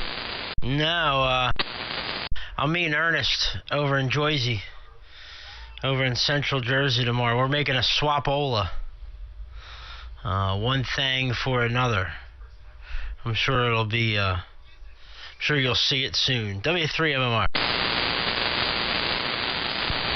Yeah, you know what? I'm not going to engage because I want to sleep late tomorrow. You know what? Worst come. Bad enough I slept until 7:30 today. But, you invited himself to our gathering later on. And right on W2EL. All right, man. Catch you later. All right, all good. I'm gonna sign here too. I gotta get some packages ready, and I gotta boil some macaroni, and we got soup, and we got all kinds of goodies going on here at the shack. So if I'm not on late, you guys all have a good night. But anywho, 60 hertz, where the 6 dB per octave roll-off begins, but rather 80 hertz. 80 hertz. So this is with the high-pass filter on. Now hold on 1 second. Okay. This is with the high-pass filter off. And I can clearly see that the rig is not modulating as much in the positive direction. Occasionally it'll hit about 100%, 120%. But anyway, this is with the high-pass filter off, and everything else remains unchanged. What do you think, Gordon? Well, it's a problem, and I hear it because you know what the low end is doing. It's taking up a lot of headroom and causing that tilt. But what I'm saying is after that now, you still have those low frequencies below 40 and below tapered, correct? Yeah, everything that's 40 hertz on down is sitting at minus 12 dB cut. Okay, but you know how radio announcers tend to get closer than vocalists. Honestly, how many inches are you away from the mic? You do have some pleasant, but nevertheless proximity effect, correct? Are you 2 inches? Yeah, I am using a pop filter. It's a, one of those screens. I forgot what they're called. But I'm probably about, I would say about 3 inches away from my RE27. That's what I'm using for a microphone. Of course, it's an Electro Voice broadcast dynamic. Okay, well, you know how far back that capsule is anyway, and that's why that mic is so amazing for proximity, because you can get away with moving your head and be great with it. That was the RE20 was the only mic I could use for Stevie Wonder when he was belting vocals in the 70s because he was wagging his head so much, and then touching it with his lips. So, and that's a great kick drum mic, as you know, even guitar amp mic. I've even used it on hi-hat, believe it or not, as unbright as it is, because it's so smooth. And the 27 is a little bit more edgy, but it's great for broadcast. So that's a great mic. So that microphone up close, you may not be able to get away without using the high-pass filter. I should have asked you what mic you're on. I thought you might be on a condenser. So here's the thing. Can you start that roll-off at 50, but take off less? So let's say you're down 12 dB. Go down 8, but start it at 50 more gradually. Then you'll get less of a reaction at 100. And then do you have a parametric band available for 110, 120, or a graphic EQ band available? Yeah, I only have a graphic EQ, and right now at 50 hertz, again, I've got 4.5 dB of boost, and everything below 50 hertz, which would be 40 hertz on down, is 12 dB cut. So the high-pass filter is out of the circuit now, and like I say, what I'm giving up is positive peak capability because of phase rotation. It's very noticeable. The audio may not be quite as dense with the high-pass filter out of the circuit, but be that as it may, do you want me to try going, again, with a high-pass filter out of the circuit, the 50 hertz band maybe going down to about, say, 0 dB or flat? Yeah, take the 50, drop it down 3 dB, let's say, and then raise up 40 and all the other bands 2 or 3 dB, you see? So I want to take a little 50 off and bring back the 40, not because we're going to hear 40, but because of what it's doing to the envelope and the phase. But make sure when you get down near 20, 30, those should be lower than 40. Do you know what I mean? So it creates sort of like a roll-off. Yeah, if you do that, and then do you have a band up around 110? Well, I can tell you this. If I were to stand by, I couldn't hear you. 40, the 40 hertz band, then I'm going to really start to have phase issues, phase rotation issues. So I'm a little reluctant to do that. I think the way I have the rig set up is it's the best compromise in terms of positive peak capability, which of course is related to phase rotation through the EQ, consistent with, relatively good tonal balance. So, like I say, how does this thing sound now? This is, the 50 hertz band is flat. High pass filter is still out of the circuit. How does it sound to you now, Gordon? Yeah, someone broke in and I couldn't hear. Sorry, give me one sec. It's not as good as it was. So put the high-pass filter back in on the mic, return everything the way it was, and just bring down 110 or 120, a couple of dB, and you're home free, because I can see and hear what's happening. Even on the pan adapter, I can see it and I can hear it. And you're correct. Whereas with the Optimod, it has really good high-pass filters, and you can control the ring and all that. If you had that, then you wouldn't have to do all that. So you're basically going to the transmitter right after that EQ, I presume. Yes, actually, no. The signal path here is the mic pre, and there go the positive peaks. They're right back up there again. Mic pre into 31-band graphic EQ, and then into my Innovonics 222 broadband limiter. That's it, and that's what drives the speech amplifier within the transmitter. Yeah, so let me let those other stations break in. Yeah, you sound better, and at times the 100 to 110 is fine, but you weren't happy with that tubbiness, and I think that's where it is. It's down in the 100 to 120 region, and it's really only a couple of dB. Then I think it sounds great, and now I understand what you've done. You're using the EQ for more than just an EQ, I understand, so that the transmitter will act properly. So let me let you pick up the other stations. I didn't know Steve was in there, so whoops, I hit my VFO. Sorry about that. I have a problem here with this MIDI setup. So, Dan, thanks for hanging in there, and Bruce, I think your way is better if you just want to take the tubbiness out 120, and I'll let you pass it around, Bruce. W2GOR. Yeah, thanks a million, Gordon. I really appreciate this guidance, and maybe on my next turnaround, I'll try cutting that 120 hertz band a little bit and see if that tubbiness tends to dissipate somewhat. But anyway, let me first turn it up to Dan, because that poor guy's been sitting here on the sidelines while Gordon and I are monopolizing the conversation. And then, Dan, you pick up the breaking stations. W1DAN, Natick, Massachusetts. And the group, this is W2XR, Long Island, New York. Okay, very good. W2XR. And the group, W1DAN. And Steve QIX is in there, and I also heard KG2IR, and heard you both there. So very good. It's a good treatise, good experiment. And I'll tell you, Bruce, when you kicked in the high-pass filter and kicked it out rather, I didn't hear any level change. So even though positive peaks may have changed, the level did not. So anyway, that's the story here.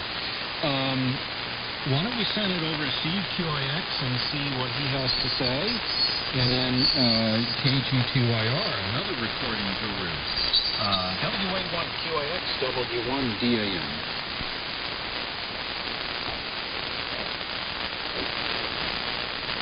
It's possible Steve isn't going to stick around, because I know he had a 7 o'clock invitation to hop across Mirror Lake and hop into somebody's hot tub.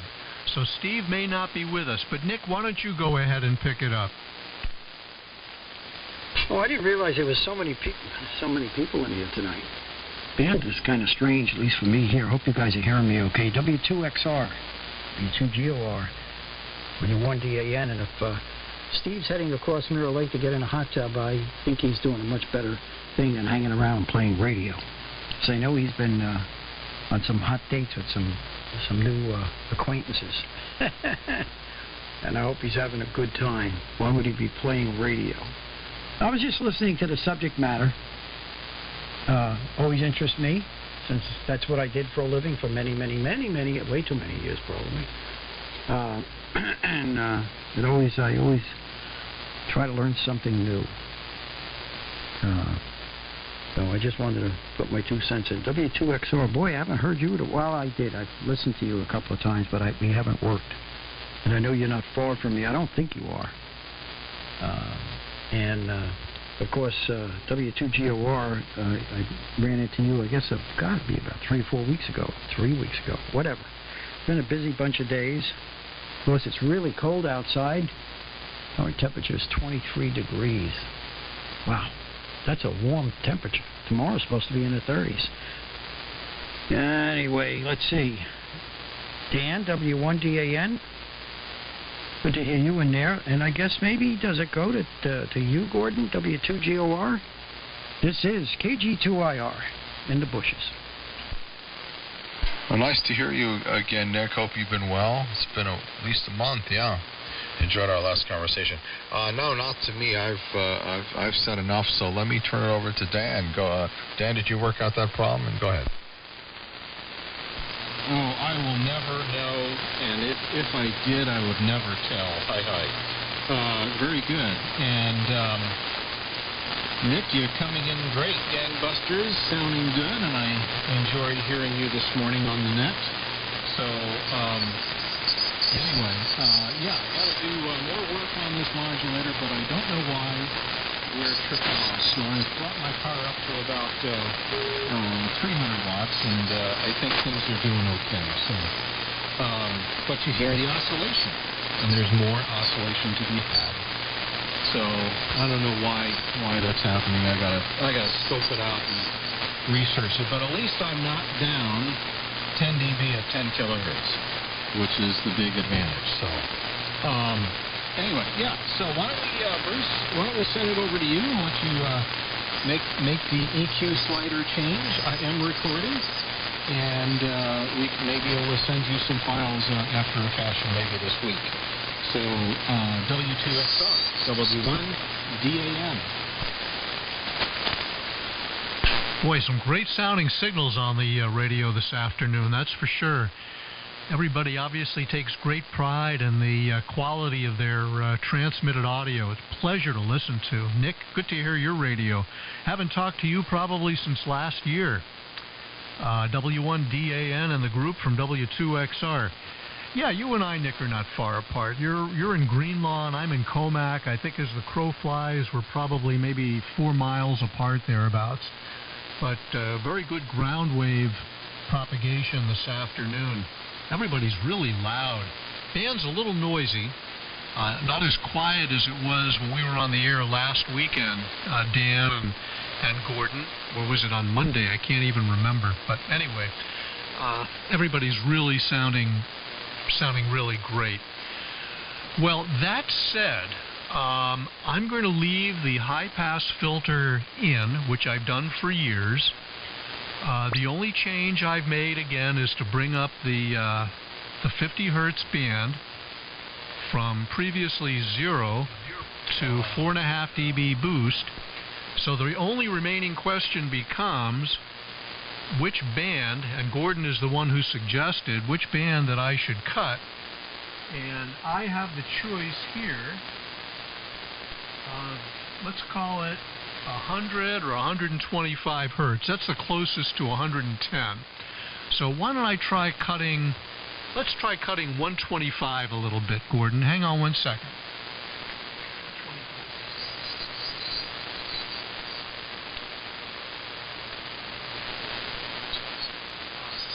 That's probably about 1.5 dB of cut at 125 hertz. About 1.5 dB cut, Gordon. Go ahead. Yeah, there's some selective fading, but over a few transmission I'll be able to tell. But you sound a little closer to Dan's sound, you know, a little bit. There's a little more room for the mids and highs to come through, I think. Okay, let me try one more thing here to get this really to the classical smiley face. Hold on.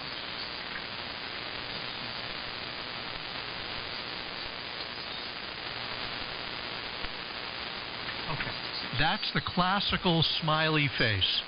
What I did is I just cut the 200, the 160, and the 125 hertz bands by about 1.5 dB, Gordon. Yep, sounds great. You wouldn't even need 160, but sounds great over here. I'll let you get some other opinions.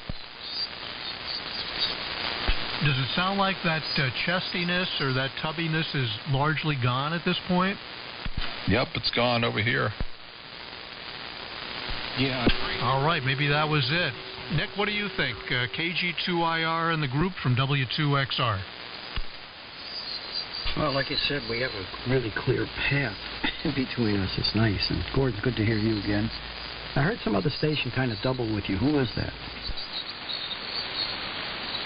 Oh, that was me. I was just saying Bruce should do some more transmissions so we can hear it. But I did notice a difference. Oh, yeah. I,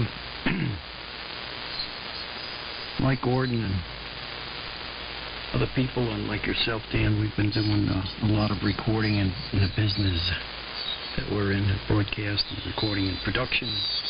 There's all kinds of tricks in a bag full of different microphones to use, and we can go on and on. One of the things that I find, it's a lot of fun doing this. I say I always learn something, and I listen. Of course, I'm listening in an R398. That's it. There's several hooks to this series of tests and witnessing the results. We're listening on equipment many times that don't have the bandwidth that even a halfway decent audio path has in real life, hardwired, receivers. Now we also have the situation of the transmitter. In my case, mine's a plate modulator, the 4400s by 4400s, and it's got a crazy curve to get the thing to sound right. And get all the technology you want, but you got to just listen to it and see what you're getting. And I can listen off the transmitter like a lot of you guys can, so I actually hear what the transmitter's doing. But that doesn't always mean what's going to happen at the receiving end. And, that was a struggle for me and a lot of engineers like myself that we do, as we do recording of voices and try to get the right sound for the right market. Like AM years ago, they used to have way too much low end, and couldn't hear what people were saying because the AM receivers had that 3 kilohertz roll-off at 6 dB per octave to prevent picking up ignition noise and things like that. So we've been struggling for a lot of years.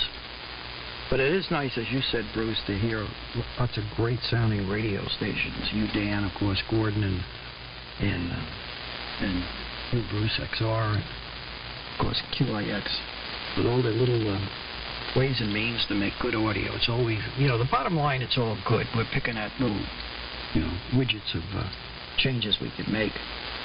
And, of course, the voice is the most important thing, and I don't have a voice to be used on the air in broadcast, let alone amateur radio. Well, amateur radio, I guess we can do what we want. That's why I get away with it. But I have a myriad of stuff here that I use that you're listening to. I'm not using the Optimon. I got some kind of a strange, what sounds like an acoustical feedback problem that rears its ugly head periodically, and so I switched from my Optimon 9000, and I use what I call an alternate processing pack. I got a 6-band parametric or band equalizer feeding a compeller, a Mace compeller, and Apex rather, compeller, and that feeds an Audimax Volumax. That's what you're listening to now, feeding my transmitter out of the console. And of course, I've got the help of 2 good microphones. I just use them because I have them, not because I think it really makes that much difference. Now, when it comes down to it, the bottleneck is the AM transmission system, even though you got, SDR radios, but then what is the guy listening on? What kind of speakers does he have? What kind of frequency response is the audio output going through? Things like that. It all makes a big difference. Perhaps what we can rationalize and come up with an answer to what we're hearing, whether it's better than before or worse than before, is because we got something to compare it to, and that's other stations. It comes through the same system. I think that's our saving grace. Excuse me, because my voice is not working too well. But I use a Neumann U87, and I happen to have a RCA BK5, which is a tough microphone to find on a boom. And they both have their shields on them. And of course, there's proximity effect as you get close to it. I wonder how many people really know what is proximity effect and how it's caused. But that's a whole other subject. If anybody wants to get into that. But, and of course, professional announcers, they actually use it to their advantage. If you've ever done recording, and I know a couple of you guys have professional recording, you can see how people will lean into the microphone if they want to accentuate some low frequency points in their voice as they're speaking or as they're recording. And they know how to, as we put it, work the microphone. They can pull back when the notes are getting high and punchy, and it can get in close when they want to be more intimate. And You don't have to move the slider at all. You know, that's great stuff when you're working with a pro. And of course, I'm a pro on the other side, the technical side, not on the artist side. But you know, there's so many microphones that do so many things. I've often done a shootout with an RE20 and an RE27, but I would equalize the RE20 with the curve at the RE27. And I even used to do things like that with the grandfather of those two microphones, which is the Electro Voice 666 and the 666Rs, which stood for Rising Response. And I'd get those things to sound exactly the same, that even the golden-eared boys couldn't pick them apart. So if you know what you're working with, you can make things happen. And so I enjoy listening. That's why I jumped in. I usually don't get in at night. And I was in here doing some work on emails, and I enjoy listening to you. And, of course, Gordon, it's been a new experience with you, with your background. But I've done an awful lot of recording.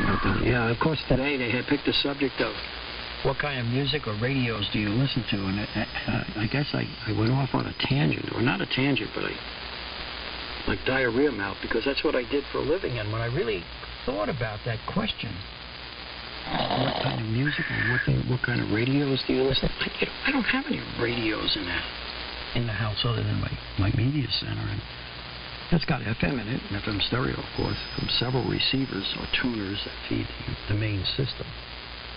But you know, my listening source sometimes is a very wide bandwidth, high sample rate, high bit depth. What am I trying to say here? High bit depth. Boy, I got my nose fixed now. My mouth is broken, and and it's just because that's what I do, and it's what I've always done. And I got reel-to-reel tape. I got CDs. I got DVD audio. I've been listening to something that I'd recommend if you guys listen to any of this really great wideband stuff on good systems. Is a friend of mine who actually mixed the original album along with Roger Nichols, who recorded most of it, was Steely Dan's Gaucho. They just did, or actually Elliot did, and he does this up in his house. He's got a Sony Oxford console up there, and he does a lot of mixing jobs. He did the Eagles concerts and things like that. But anyway, somebody put him up to it, producer or production company, to take Steely Dan's 1980 album Gaucho and remix it in 5.1. And boy, you got to hear some really great audio, like being in the studio. And he went back to the original tracks. Now, Gordon, I don't know if you remember the 3M Model 79. He probably made 5 of them, the digit one. And Walter Becker and Donald had one. And they liked the sound of the converters on that thing. You know, everybody was struggling with going digital tape. And so they decided to use it in their albums. And I used to see this machine all the time, and they had 2 technicians that traveled around with it. And the thing was full of clip leads, and it was always breaking down, but they wanted to use that machine. So bottom line to this, and I'm off on a tangent here myself, is that they had a machine that they kept running with a bunch of clip leads, you know. And when they were done, that was the master tape. And when they decided to do this project, they transferred it to 24-bit depth to 192K sampling rate, which is really wideband audio, in order to be able to mix this thing down to 5.1. You better not take those clip leads that I put in there out. The source was the original master tapes going off the 3M Model 79, and I got to tell you, Elliot did one hell of a job. If you ever get the opportunity to buy Music Source and listen to Sorry, guys, have to go to dinner. Gordon here. High-quality audio, and I'm not talking about audio fool, just good quality audio. Gordon, we'll talk He did one hell of a job on it, except the one symbol that Steve Gadd cracked at the beginning, the first tune. Okay, please apologize to him for me. Bye-bye. The LP, it's louder than the 5.1 version, but that's okay. I thought it was my hearing when I heard it. But I went past that by figuring it out. That was just the way he mixed it. If there was any flaw, that was it. 1 8-note bell of the cymbal, big zildjian cymbal, on an afterbeat, you know. It had a nice sustained ring to it, which is almost not there. And that's really picking on it, isn't it? But I get a lot of enjoyment out listening to you guys do things like what you're doing tonight. And just my opinion, it's been used professionally for a lot of years, and I've seen a lot of other people do it, that the human voice, the male human voice, and the female, but mostly the male, has no real spectral energy down below 100 hertz. And a lot of people who fool around with the low-frequency equalizers like at 50 hertz, 100 hertz, 110 hertz, 60 hertz, 40 hertz. It's really the equalizer itself. What does the curve look like? Is it a sharp 50 or a broad bell that when you move 50, you move in 100 and 110? The rule of thumb has always been for me and a lot of other engineers is that, you know, you sit down at a console, whether it's an SSL, a Neve, or whatever, and you begin to set up a session and you got vocal work to do. First thing we do is we have a 100-cycle roll-off at 6 dB per octave with a 3 dB knee just below 100 hertz, roughly around 100 hertz. Because people get close to microphones and proximity effects builds up. No matter what microphone it is, it always does, some more than others. And we put a little bit of a rise in 3 and 5 kilohertz presence and brilliance range just to start the session off. So, you know, I feel that a lot of people are using equipment like graphic equalizers or whatever, that when they move a 50 hertz slider, what does that curve really look like? What's it really affecting? You think you're moving, you are moving 50, but you're moving a bunch of other frequencies above. And like I say, some of the deepest baritones around really don't have that much energy down below 100 hertz. And, you know, I've recorded a lot of voices. I'm just thinking, did I do something here? Yeah, Gary Owens on an RCA 44BX. Hi there, this is Gary Owens. Busy sandpapering my nose here. You know, there's one perfect example. Little EQ in a presence and brilliance range, and at 100 cycles is rolling off at 6 dB per octave. You know that little reactance coil that's across a 44BX that you put it in the V2 position. And that gives it that Christmas. What else do I have here? Hey, hi, this is Bob Hope. You want to join? It's the same kind of a setup. Here's a guy where they didn't do that too much, and he's got a deep voice. Hi, this is Dick Van Dyke. Listen. Now, you can hear the difference, the tubbiness a little bit in that when they did that recording. Anyway, I'm just rattling on here. I don't get in much, so I guess I can make an old buzzer transmission for whatever it's worth. Now I don't know where this goes. Maybe it goes to you, Gordon, or maybe back to Dan. Sorry for the long old buzzer transmission. KG2IR. Yeah, Gordon had a sign, Nick, but he extended his goodbyes to you, and he's off for dinner. So, Dan, you pick it up, and then I'll make comments on my next transmission. W1DAN in the group from W2XR. And again, I still have the 200, 160, and the 125 hertz bandstand cut by 1.5 dB. Okay, very good. Well, run that for a while. Run that, say, today and tomorrow, and see how it feels to you. I'll send you a recording, and you can hear how it sounds on this end. It sounds good. You always sound good. It sounds a little bit less tubby on my end and a little bit more punchy. So, very good. Yeah, Nick, great to hear you. Excellent story about Gaucho. I have many of Steely Dan's records and CDs. I don't have that one. But I have to tell you, the Aja album I do have on a very good pressing, and it sounds really amazing. Really enjoy listening to that. So good that you're friends with Elliot. And sorry to hear your 9000 is having trouble. This is a 9000 here as well. So I'm going to get going. But it was good to chat to everybody, and I don't know if Steve is back, QIX or not. So let's take a break for QIX and then back over to Bruce. WA1QIX and W2XR, W1DAN. Hi, Dan. I'll just say hi. Excuse me. I'm eating dinner. I had food in my throat, as they say down in the Bronx. And yeah, Nick, don't take those clip leads out of that thing. It's funny. So Dan, back to you, because I'm not sure to whom this goes, but I'm having some din here. W1DAN, WA1 Queen Item X-ray. Okay, very good, Steve. Good to hear you, and excellent. This is the E-Rig operating. I'm running about 300 watts, and I still have some audio issues here, but at least I'm on the air with it. So we're going to go to W2. I'm going to say 73 to all you guys. And And I'll listen for one more. W2XR, W1DAN. Okay, very good, Dan. I think we have somebody who's either tuning up on frequency or wants to break in. I'll pick you up in a second. Very good. Yeah, I also just got a very kind email message from Jeff, W2NBC, who, as I had mentioned to you previously, Dan, was kind enough to make that MP3 recording of me a couple of weeks ago, which is still my baseline for a recording made of this particular rig. I think that was a great recording he made. Superb signal-to-noise ratio on the order of like 75 dB, minimal QSB, very transparent recording. And Jeff, if you're still listening, thank you very much, and I will listen to the recording that you just made a little while ago. I don't know if you made it where I made a couple of changes to the EQ curve here. But Steve, do you still hear that tubbiness? I cut 3 bands. I cut the 200, 160, and the 125 hertz bands by 1.5 dB. And I'm wondering if that tubbiness you heard in the audio is largely ameliorated at this point.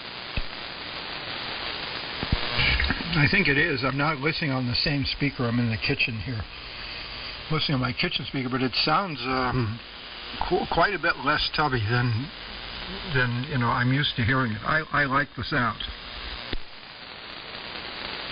Okay, well, I really appreciate that. Next time you're in front of that Bose, we'll be able to make a really good test. Well, this was very, very worthwhile. I really appreciate everybody's help. This was really just little tweaks to the EQ that I haven't changed in years, but if it improves the on-air sound, and I'm really tempted to kind of just leave it where it is right now, then it was worth it. Dan, have a good evening. Maybe I'll chat with you tomorrow.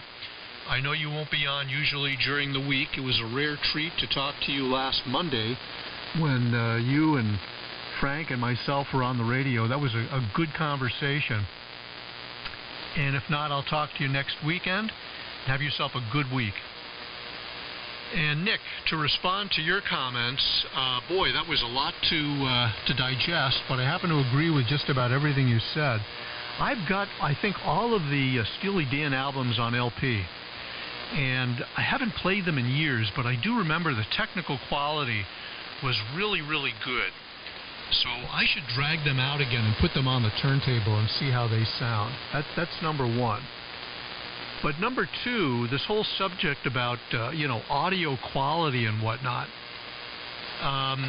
you have to view the whole thing, number one, as a system, which is from the microphone at the transmitter all the way to the loudspeaker at the other guy's receiver, and understand that there are so many variables involved that make it very, very difficult to, how do I say this, get consistent results.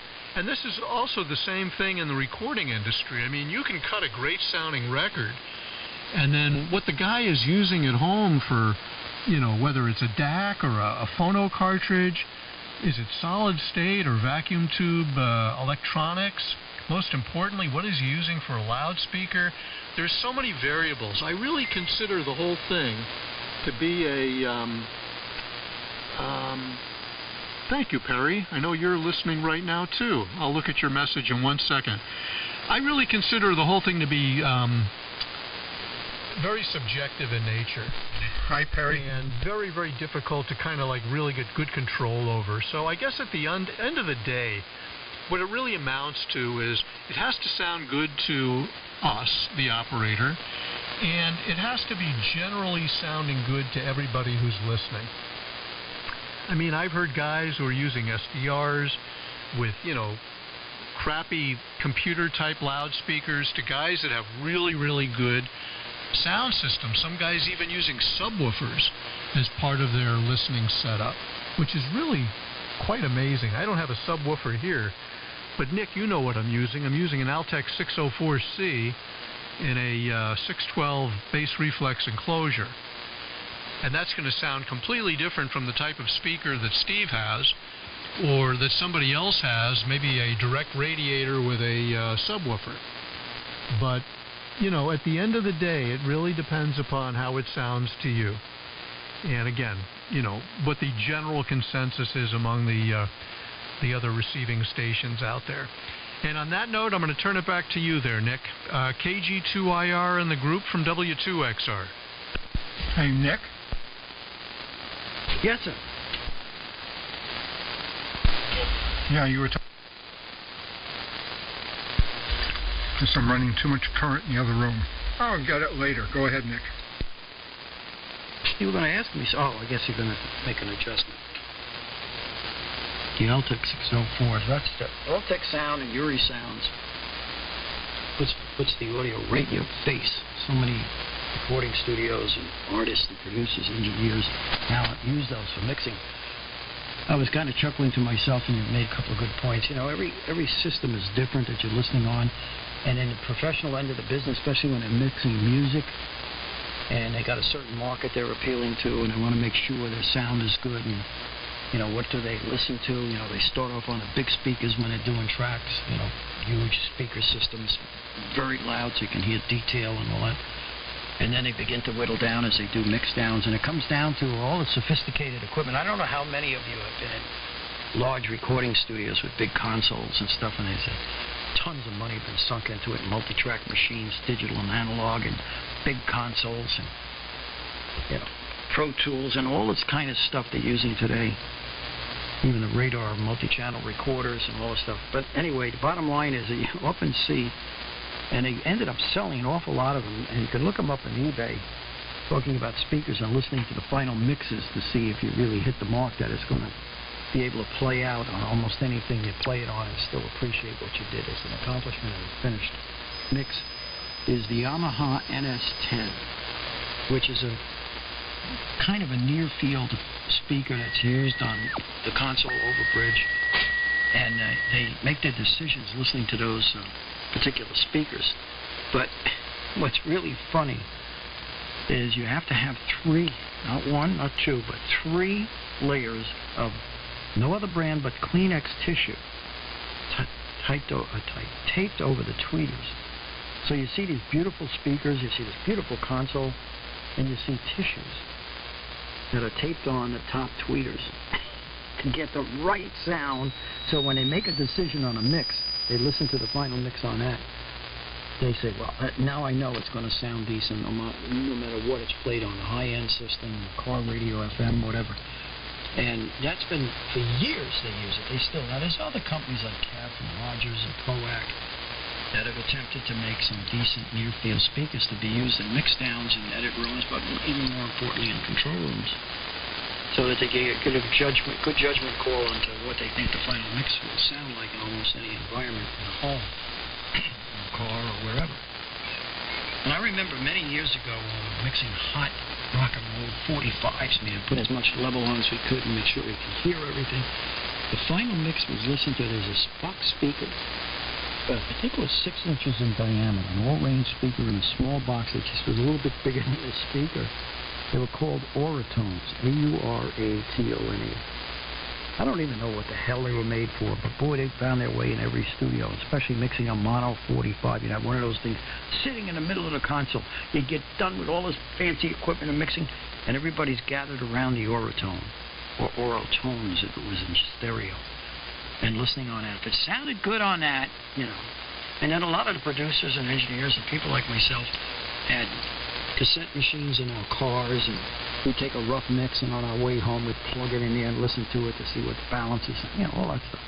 Always struggling to see that they could get a sound that when transmitted, in this case via disc, not radio, it would sound, or cassette tape, whatever, would sound what they're trying to sell, the kind of sound, all the pieces of the puzzle, the audio production. So I found that quite amazing that we lived in that environment for a long time. It's kind of still going on. Everybody's got their favorite pair of mix-down speakers. I've always kind of been partial for a near-field speaker system using Proac 2s. Made in grip, simple tweeter and an 8-inch subwoofer in a box, and it really sounds great. You listen to that, you get good images in stereo and mono, you get a good sound. Blah, blah. But there's probably other things that I could make a comment on, but I'm making way too long transmissions. I really should get out of here and leave you guys to the designs. But let me turn it back to Steve. I think you were trying to get things up and running and you wanted to say something. And then it can go to Bruce and whoever wants to pick it up. But, man, those were the good old days, right? WA1QIX in the group KG2IR. Yeah, KG2IR in the fine group here, WA1 Queen Item X-Ray, yeah. Well, Nick, you've been in the audio production side for years. So here's one that I run into a lot. And I tend to say you got to program to the best sound. There's another piece of the puzzle, Bruce, that you left out that's very important. You know, in other words, the end-to-end path. And that is the AGC system in the receiver. It's paramountly important. And the linearity of the diode detector. But even more, the AGC system is so important because so many of them impart audio on the AGC and causes intermodulation distortion. But anyway, Nick, so there's a particular talk show that I listen to, and they do a lot of live cuts. You know, ones that they got themselves. And I actually wrote to the producer of the show once, and he answered me. They had like a Facebook chat thing, and the producer was right there answering stuff in real time. And these live cuts, they obviously are listening on something that has no low-frequency response at all.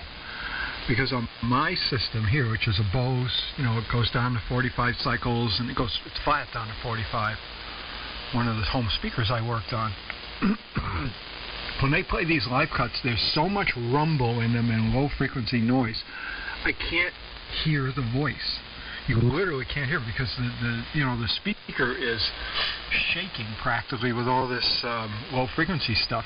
So I wrote to the producer. I said, here's a suggestion. Blah, blah, I love the job you do. It's very, complimentary. I said, when I was in radio, I used to apply a sharp cutoff 100-cycle filter to pretty much any live cuts, unless they were really good quality. I would just lop that off below 100 cycles because the background noise is usually pretty high in those situations.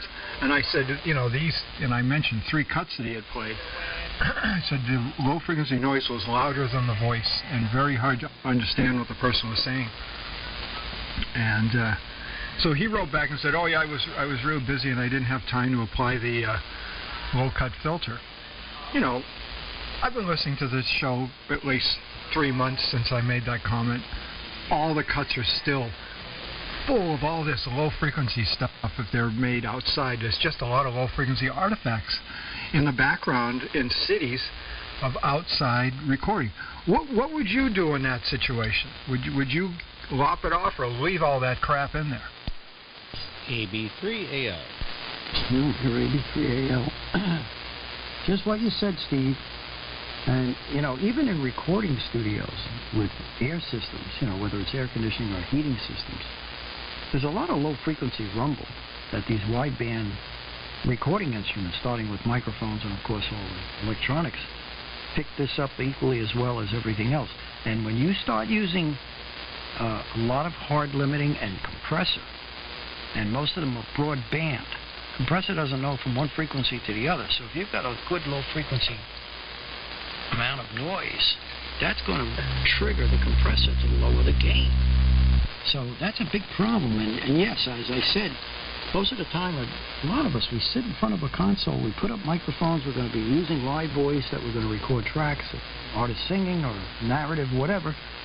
We take the 100 hertz, 6 dB corner frequency, 6 dB for octave minimum, and roll it off.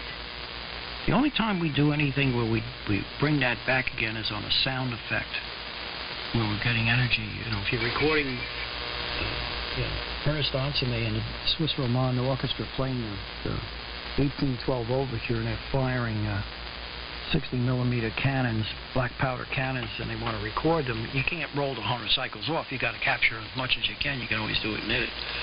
So it's a judgment call, but you're absolutely right. When in doubt, man, You roll it off. Most interviewing microphones that I've handed talent on the street, excuse me, hang on 1 second. As they say in, you say in the Bronx, how about Brooklyn? I had to clear my throat. We handed microphones with the roll-off switches are always on. Because not only the proximity effect, but just the general sound of wind, rumble.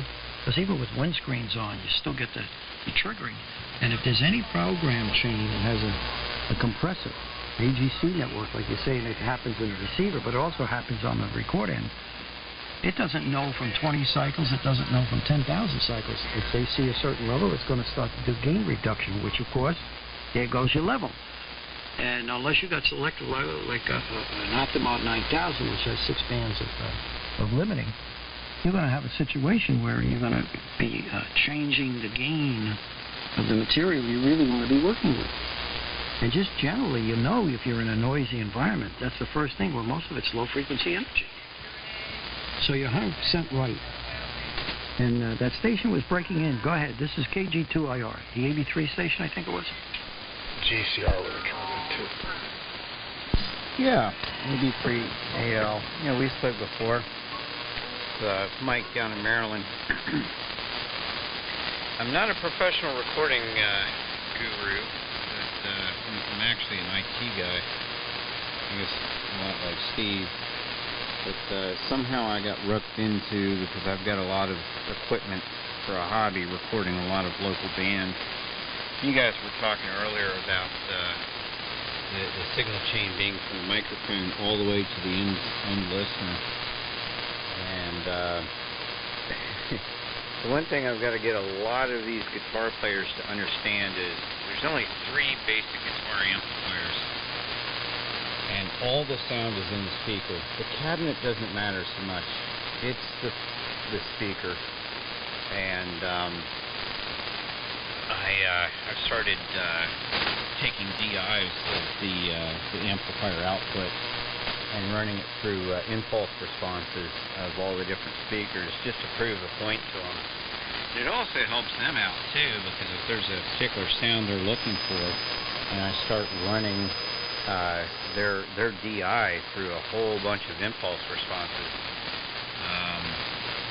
you know, they can very cheaply pick which speakers to fill their cabinet with. But yeah, I just jumping in. I don't know who gets it next. I think Steve, or no.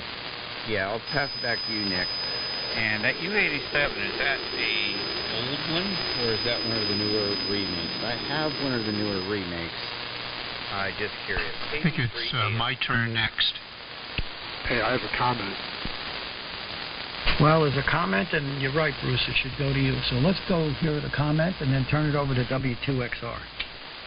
Yeah, hi, Nick. Hi, Bruce. Hi, gentleman just came in, and, of course, Steve QX. I will disagree. With the age of digital, I would prefer shelving. And I'll tell you why. Because if you shelve, let's say you shelve down 20 dB, that will obviate, well, pick your number, 24 dB, whatever you want, shelve it. Because the noise floor is way down in the bottom of the mud, and this is low frequency. So if I want to bring it back, it's still in the digital information. But if you've got a situation where you've got a lot of low frequency response and you don't want to hear it, you know, and just play the recording back, or you've got speakers that will be overwhelmed by excess low frequency information, that obviates the problem. And I mention this because years ago now, I wrote a couple of, you know, letters, sort of like what you mentioned, Steve, to a certain producer who was reissuing certain well-known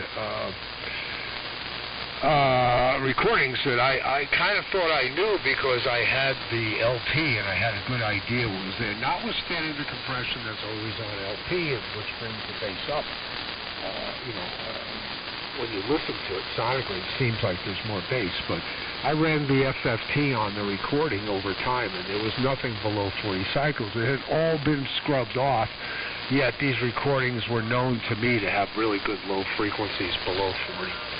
So I'm in favor of shelving in the digital formats because it's noiseless, and if it's down 20 or 30 dB and you want to EQ it back up, there's no penalty. Over to you, Bruce.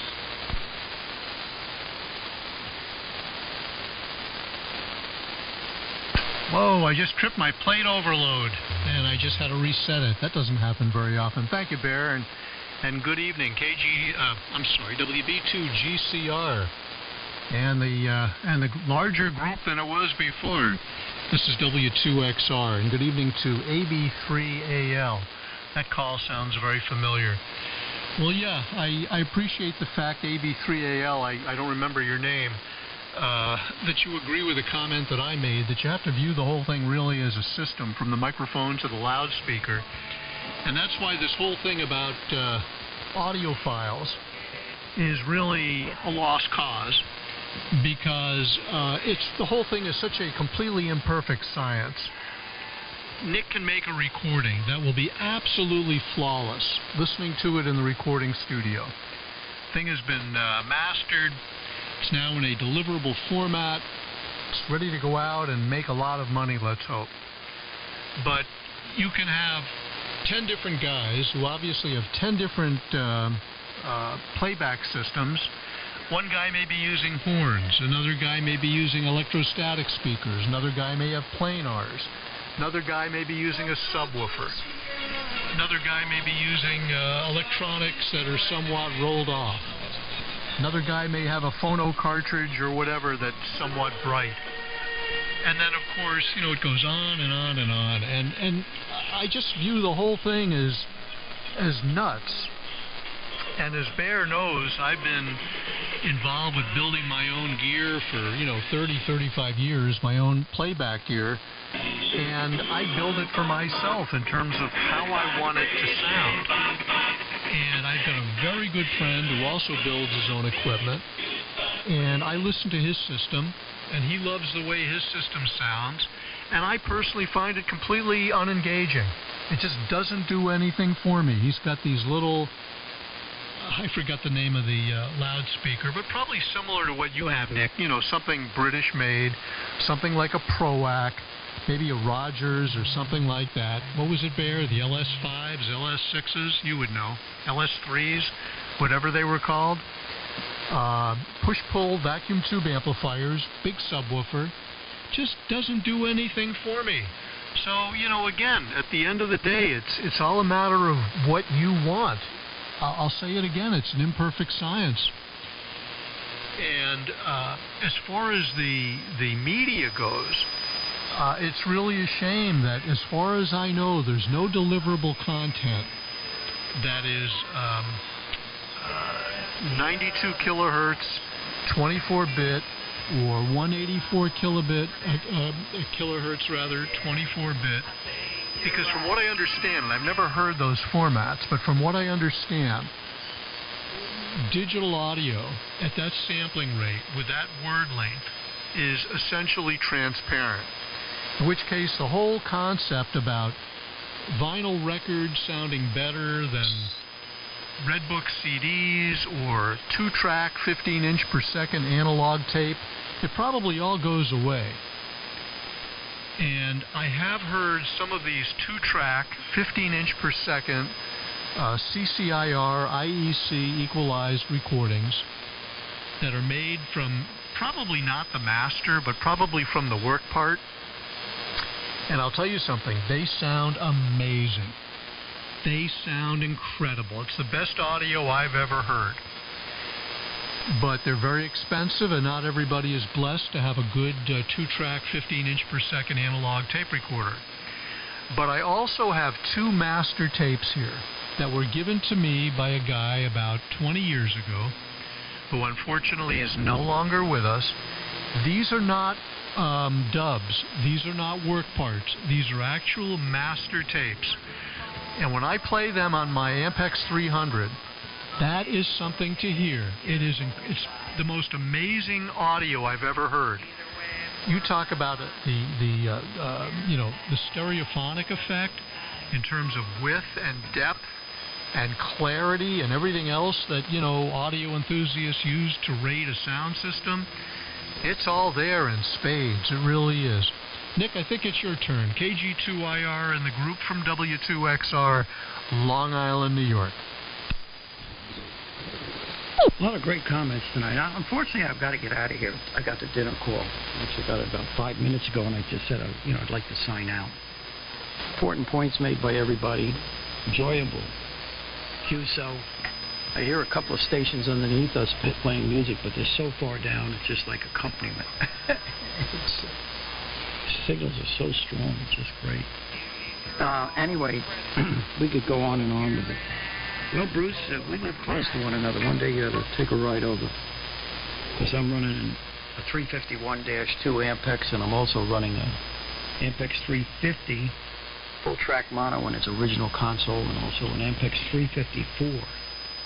When they first came out, this particular tape machine we used on the 1962 recording at Carnegie Hall. It was also tracked at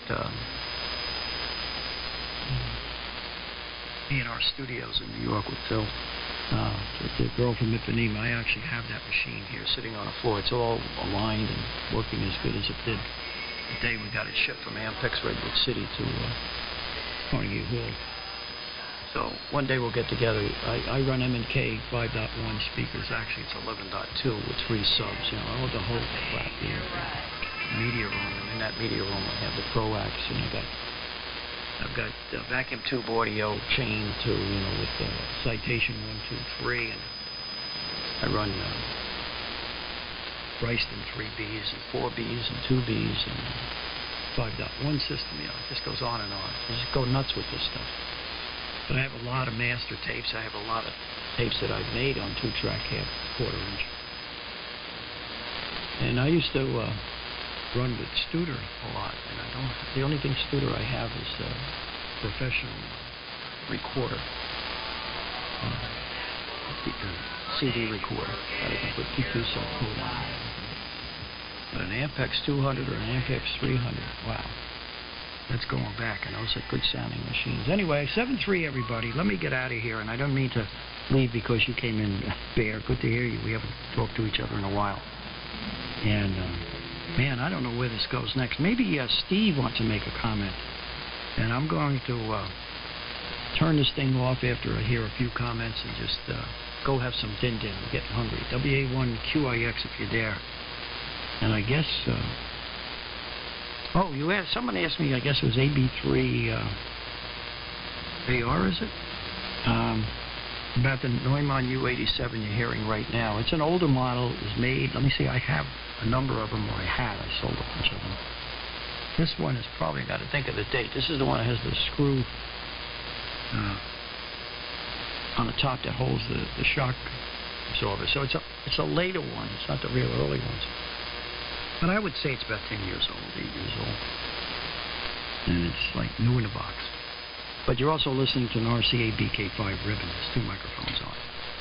So over to you, Steve, WA1QIX, and whoever else gets it, if he doesn't pick it up, KG2IR. Good night. Thanks for letting me in here.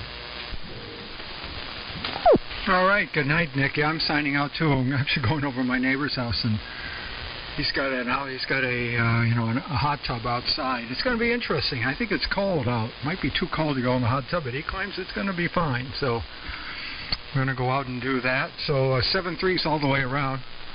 Interesting little discussion. And yeah, just a real quick one. Somebody sent me a copy of The Wind by Circus Maximus. It was clearly remastered.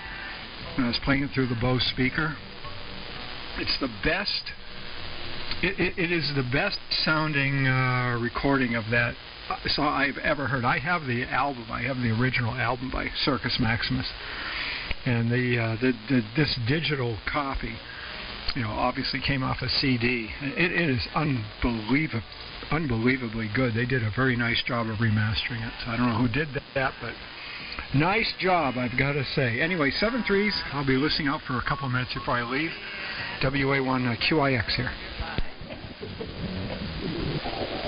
Yeah, 73, Steve. Have a good time in the hot tub. I think you'll be okay. Once you get in that hot tub, you'll be fine. And thanks for your guidance before. I'm not going to stick around too much longer either.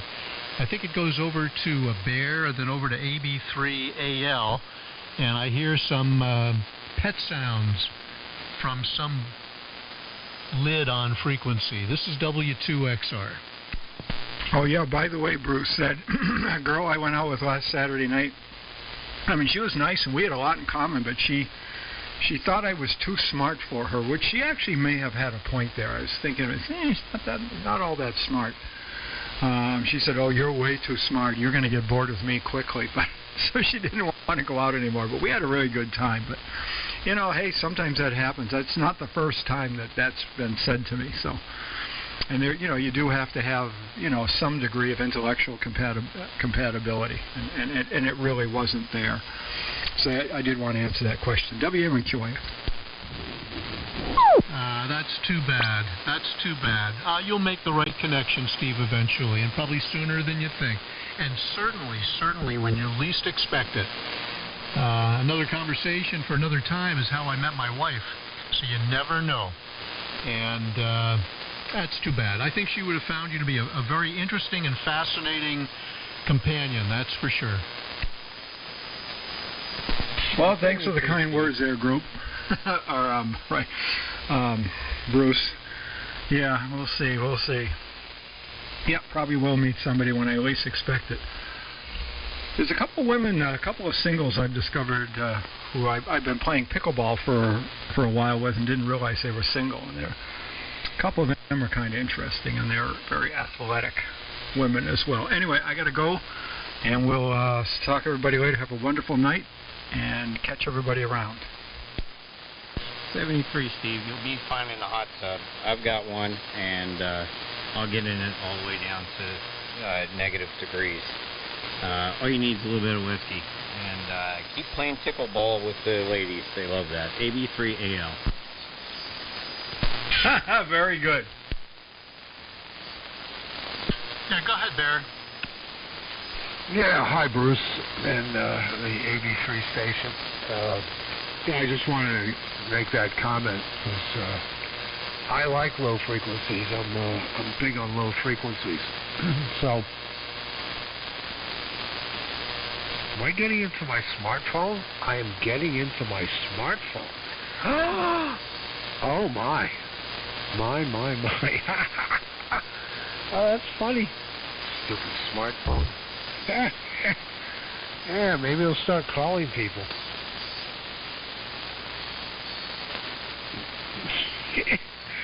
Oh, gosh. Yeah, here's what we're going to do. We're going to push this button and see if it turns off. There we go. Let's see.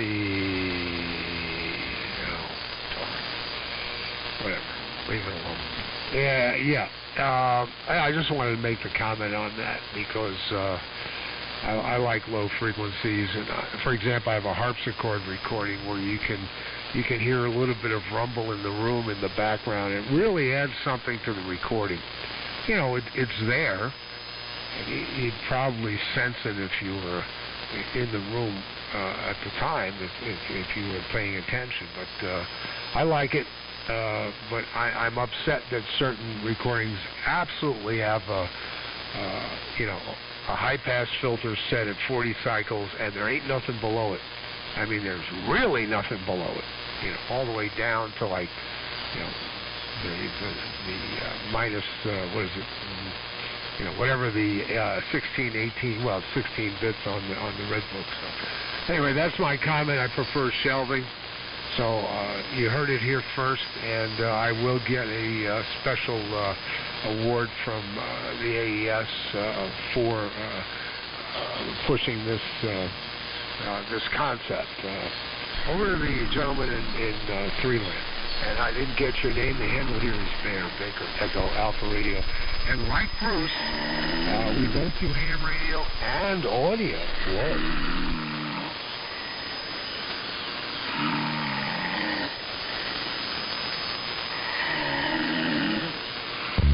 Yeah, Bear. Who is this fool Mike. on frequency?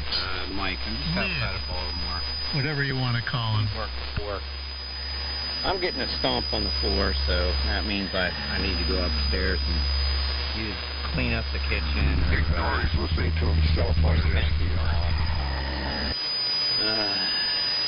So I'm going to bow out of here. It's nice talking to everybody. I really jumped in to say hi to Nick. I hadn't heard him on in quite a long time. But 73's all around, and I get Steve's off to the hot tub to play pickleball. AB3AL. 3AL. Good to work you again. I forgot your name, but I'll go to QRZ.com. We'll let you run. And Bear, it's always good to talk with you too. What really precipitated this whole thing, Bear, was I had a couple of MP3 recordings emailed to me, completely unsolicited, which I always appreciate. And I got this one recording from Jeff, W2NBC, and it was probably the best on-air recording that I've ever heard of this station. I mean, band was quiet. There was no QSB. He was using a wideband SDR receiver. The whole recording setup was just really transparent. And I listened to it a number of times. Pardon me. And then Dan, W1DAN, made a recording, completely different setup, using his HRO 60. And in both recordings, I was a little bit aware of what I considered to be a little bit of tubbiness or boominess, if you will, in the audio. And Steve could hear a little bit of it too. Nobody thought it was objectionable. Jeff is of the opinion that the tonal balance was perfect. But what I did is I did cut back in 3 bands, 200, 160, and 125 hertz Bear. I cut back by only 1.5 dB. And Gordon and Steve and Dan noticed that it did substantially reduce that boominess I was describing. So I may be tempted just to leave everything alone at this point.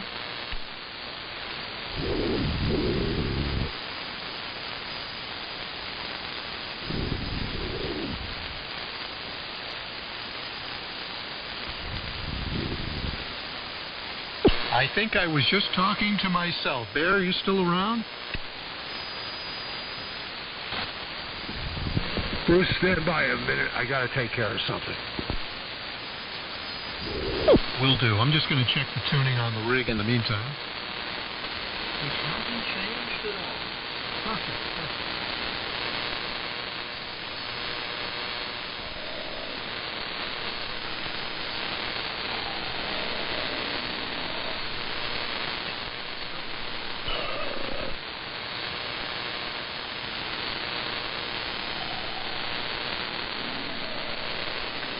Great. Once everything is good and warm here, it's as stable as a rock. This is W2XR.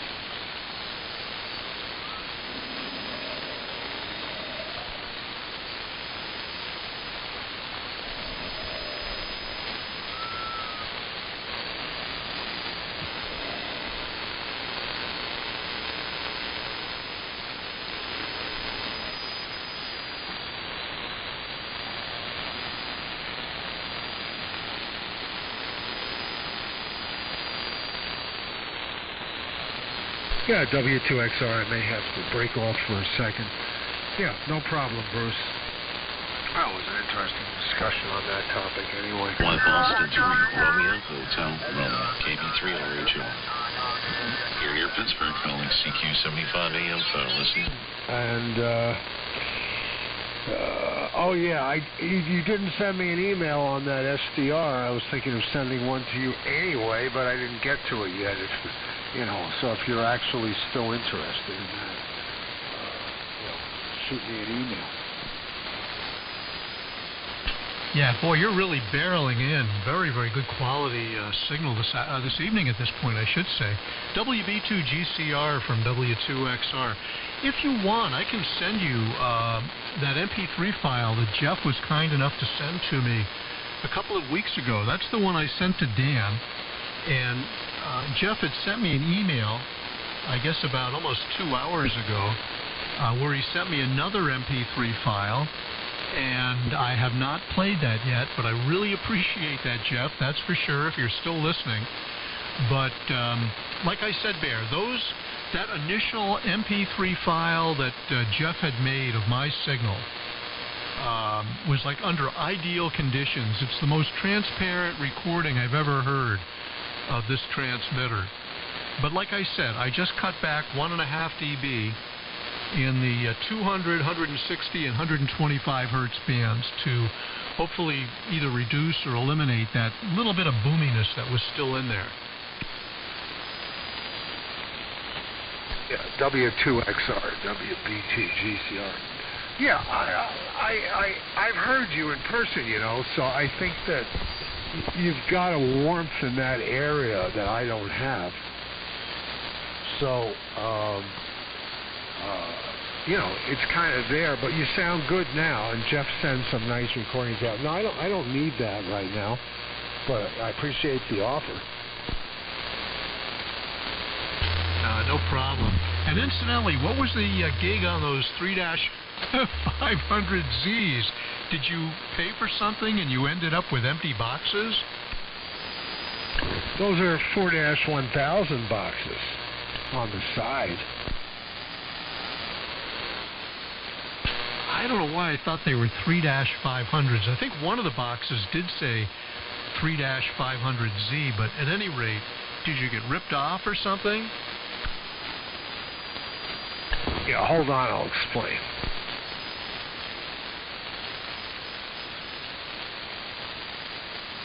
W2GOR back. There he is, the man himself. Stand by, Gordon. Yeah, if you've been paying attention and reading the mail and everything, hi, Gordon.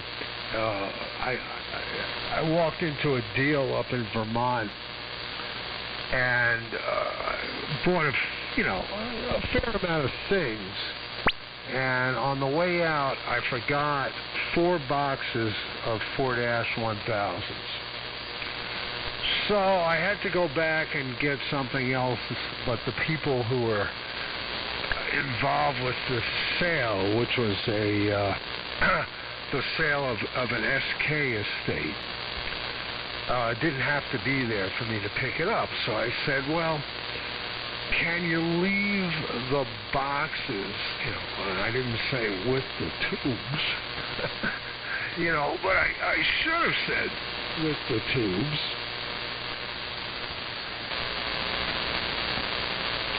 But I didn't, but I think that's the idea. Can you leave it with this fellow who's like next door, who's a friend, and when I come, we'll stop by and grab them. And they said, okay. And then the fellow who was helping me, who lived in the area, shows up and says, I've got the tubes. Here they are, and I very carefully packed them into the back of the pick-em-up truck that we were using to pick up the much larger item, and took it home and thought, well, this is cool. And it was down the basement for quite a while, and he finally decided to clean up, and then someone came over and said, oh, look at that tube. It was a 400 sitting out. I said, well, that's a little one. Let me show you a big one. So I grabbed the box, which I had carefully put away, and opened it up, and there was no tube in it. There were a couple of other little tubes someone had stuffed into the spot, a couple of 866s. What to add weight? I don't know. So I opened up 3 more boxes, and they were empty. So somebody took the tubes out. But I would be yellowified, except for the fact that on the overall deal, right? The overall deal, it was fine. It's not as sweet. I really wanted them, but that's what happened. W2XR, WB2GCR. Yeah, and then we'll flip this number over to Gordon. That's too bad. That's too bad. That would have been a nice find for sure. Yeah, I think the last time I found a 4x1 was about 3 years ago. There was a local ham who had passed, and his son was moving into the house. And really, really nice family. And he had a 4x1, and I got the thing for like $20, I think it was. I was very, very fortunate.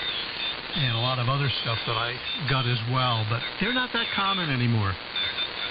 None of those tubes made by iMac are that common anymore, or the original Penta Labs or Philips, or who else made Amperex?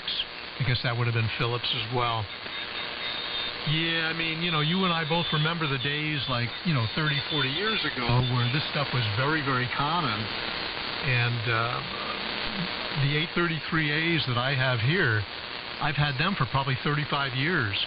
I don't think I've added a single 833A in all that time. There's never been a need to.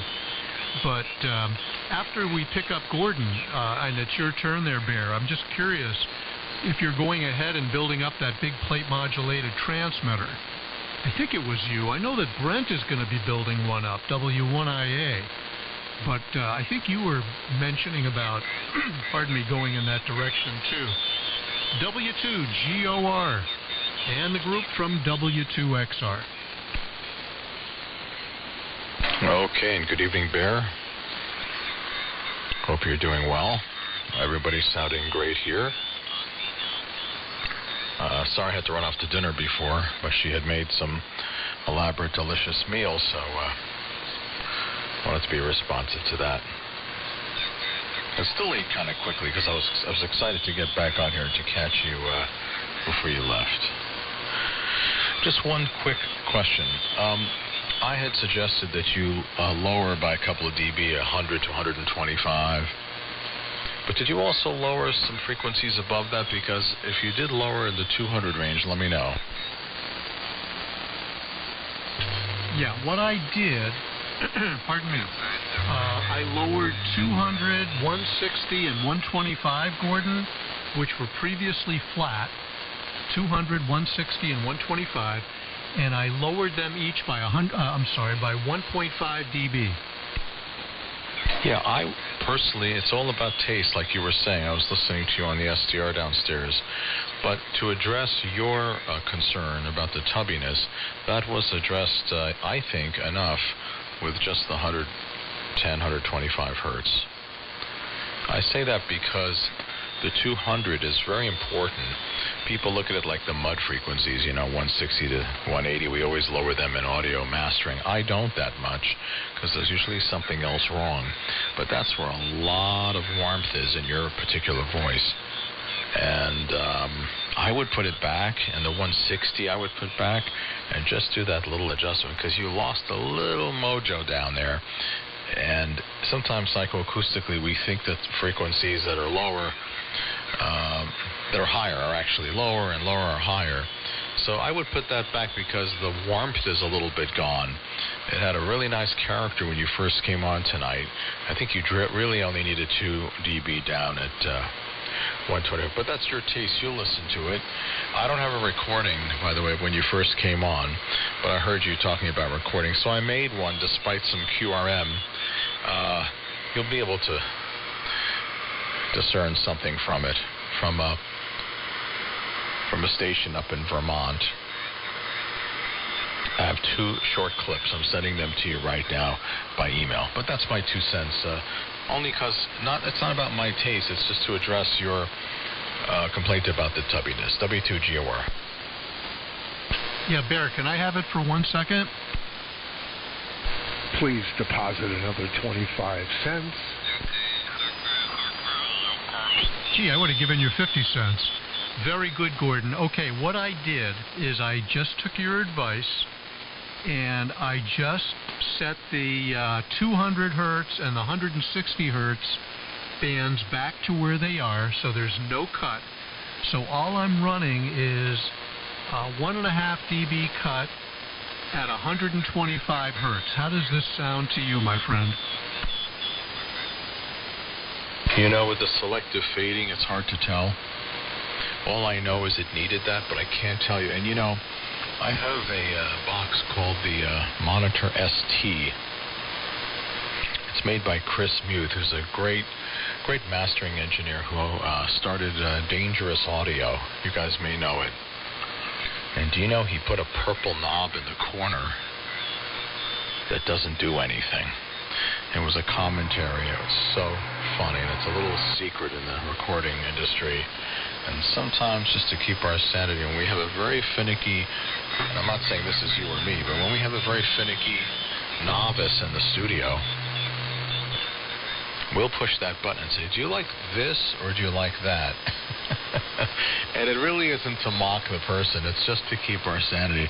And invariably they'll say, oh, God, no comparison. I like the second one. There's nothing connected to that knob. So I'm already hearing what I want to hear, just to be completely honest with you. But I already thought I did hear something warmer, and I just recorded that, and I'm going to make reference to that file. So I'll let you carry on with Bear, and I will send this email to you. 3 snippets. The third one, which I'll make reference to, is after you made the change. But right now, you sound better than any radio station on AM I've ever heard. Neck and neck with CKLW from 30 years ago. Hey, just out of curiosity, can you drop 125 down about -3 dB? I think that's facetious.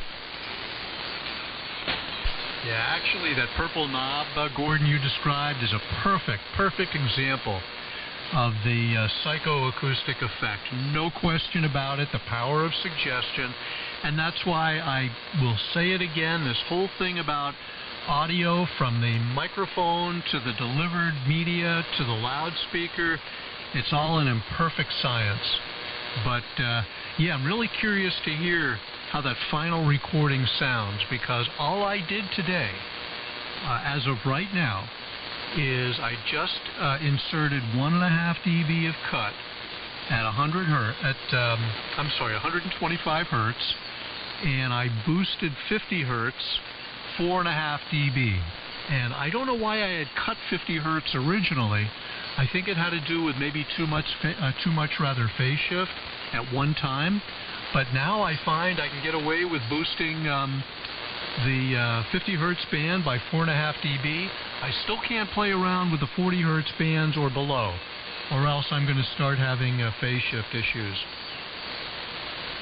So anyway, no, very, very good. So maybe now that you've heard me chat for a little while with the 1.5 dB cut at 125 hertz, maybe, Gordon, you can tell me if it does meet all your requirements at this point, and the tubbiness or the boominess that I've described earlier is largely gone. And one last thing I would mention, too, in my judgment, the best-sounding station on the standard AM broadcast band is a Canadian station out of Toronto. It's a French-Canadian station on 860. 50 kilowatt clear channel. That station, to my taste, has the best sounding audio across the entire AM broadcast band within the range of my reception. Go ahead, Gordon. Okay, and the guy who made the 3 dB comment, it's absolutely true. It gets crazy, and it's psychoacoustic at this point. So I can't really say, but I know what I want to hear, which is why that comedic comment is very wise. But that said, I'm sending you a second email with one recording. The second email says second recording with only 120 hertz. And again, I loved your audio. I'm just repeating. You had complained about some tubbiness you heard, so I was just telling you that I, with my ears, zoomed into that frequency of 100 to 120. And I have to tell you, it's gone to my ear. So it sounds great. Let me let you pick it up with Bear, and I'll be sending these emails, and I'll come back. Yeah, thanks very much, Gordon. I really appreciate the guidance here, and thanks for making the recordings. Really much appreciated. Bear, you pick it up. WB2GCR and the group from W2XR. Bruce, I'm not hearing enough velvety darkness, frankly. Here we go. And I'm not sure that your highs are quite silken or whether they're, extremely vibrant and open. I can't tell. So you guys keep saying AM. I thought it was AN, Alpha Nancy. Is it AM Alpha Mike? Just want to get that part of it straight. What? Okay. Boy, you missed me on that one. It's called amplitude modulation from the part of the country where I come from.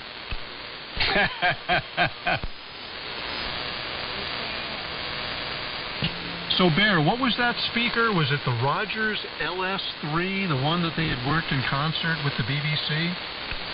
I think it was the LS1, and then maybe they had a 3 and a 5 after that. I don't know. Who cares? Well, you know more about that Bruce. stuff than me. You know me. I'm strictly a horn enthusiast. I have no interest in direct radiating loudspeakers. Well, I have to send you a picture of what I just put in, and Gordon may approve or disapprove. I just put a mid-bass filler driver in to go below my main horns, which are Altec 203s, which actually essentially flat as a ruler to 275, and then my subs roll off, and they don't quite make it. So I put in a horn driver. It's a manta ray type. It's actually made by EV, and it was part of these 1990s state-of-the-art stadium-sized sound reinforcement boxes. The box itself is 3/4-inch birch ply, 4 feet tall, weighing in at over 150 pounds for just the box. So I took the mid-bass driver out of that, and that's now in my system with an elliptic filter to get it out of the way at 275 as a filler driver below the 203s. So that's what's doing my my mud frequencies, and they are gorgeous. Oh, jeez, to die for. 83AL, back again. Yeah, Altec 203s, those are great horns. I've heard of them. I've never heard them. But then again, any horn that's a 300 hertz cutoff would always be a big, big advantage. And I think the 203 is probably a great horn for the home type of listening setup, because you have extremely controlled dispersion. Although, of course, with the manta rays, you've got the constant directivity pattern, which is a big advantage, too. But, you know what I had at one time, Bear? I had a pair of Altec 329As. I wish I hadn't sold them. They were great sounding horns, and I got the 1505Bs, which I like better, incidentally, than the 329s. But the 329s also had a they had one thing that one advantage that the multicellular horns don't have, and that's that combing effect that I can always hear. And the nice thing, too, about the 329s, of course, was the fact that they were 300 hertz horns. But the thing that really would be required to make them sing was to really damp the cast aluminum horn. Yeah, I'm anti-cast a little bit, and Gordon probably wants to make a comment, but let's pick up the 3 Alpha Lima, and this time you can give us your name. It might be Al, which would make sense, but it probably isn't. No, I was just checking back in. The wife stomping on the floor was the dog needed to go out. Name is Mike India Kilo Echo. We've all worked before. I'm actually an Open Baffle fan. I've heard the horns before, and the Open Baffles are just so easy to make, and I got really interested in making them. I've got a full cabinet shop in the basement, so I just went to work. A lot of fun. And W1UUU. Yep, okay, W1UU, you heard. Yeah, well, we could talk about open baffles.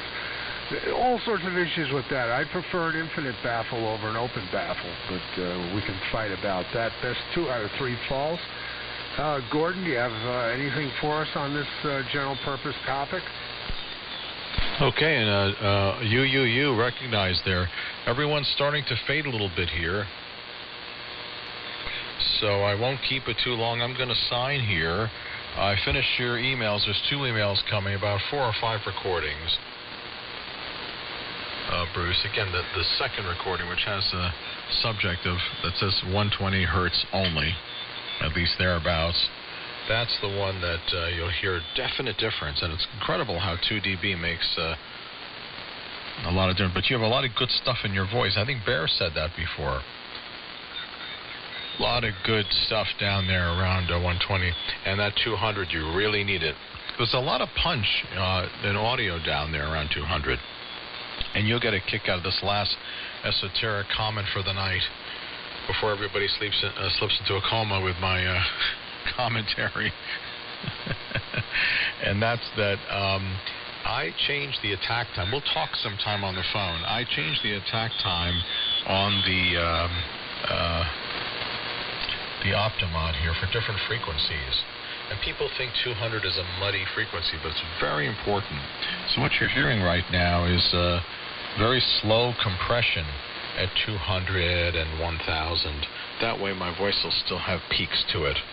But the deep, deep bass, I compress more, and the high frequencies for the sibilants, so that doesn't get distorted. So we can talk about that, timing and all that stuff. And you know what?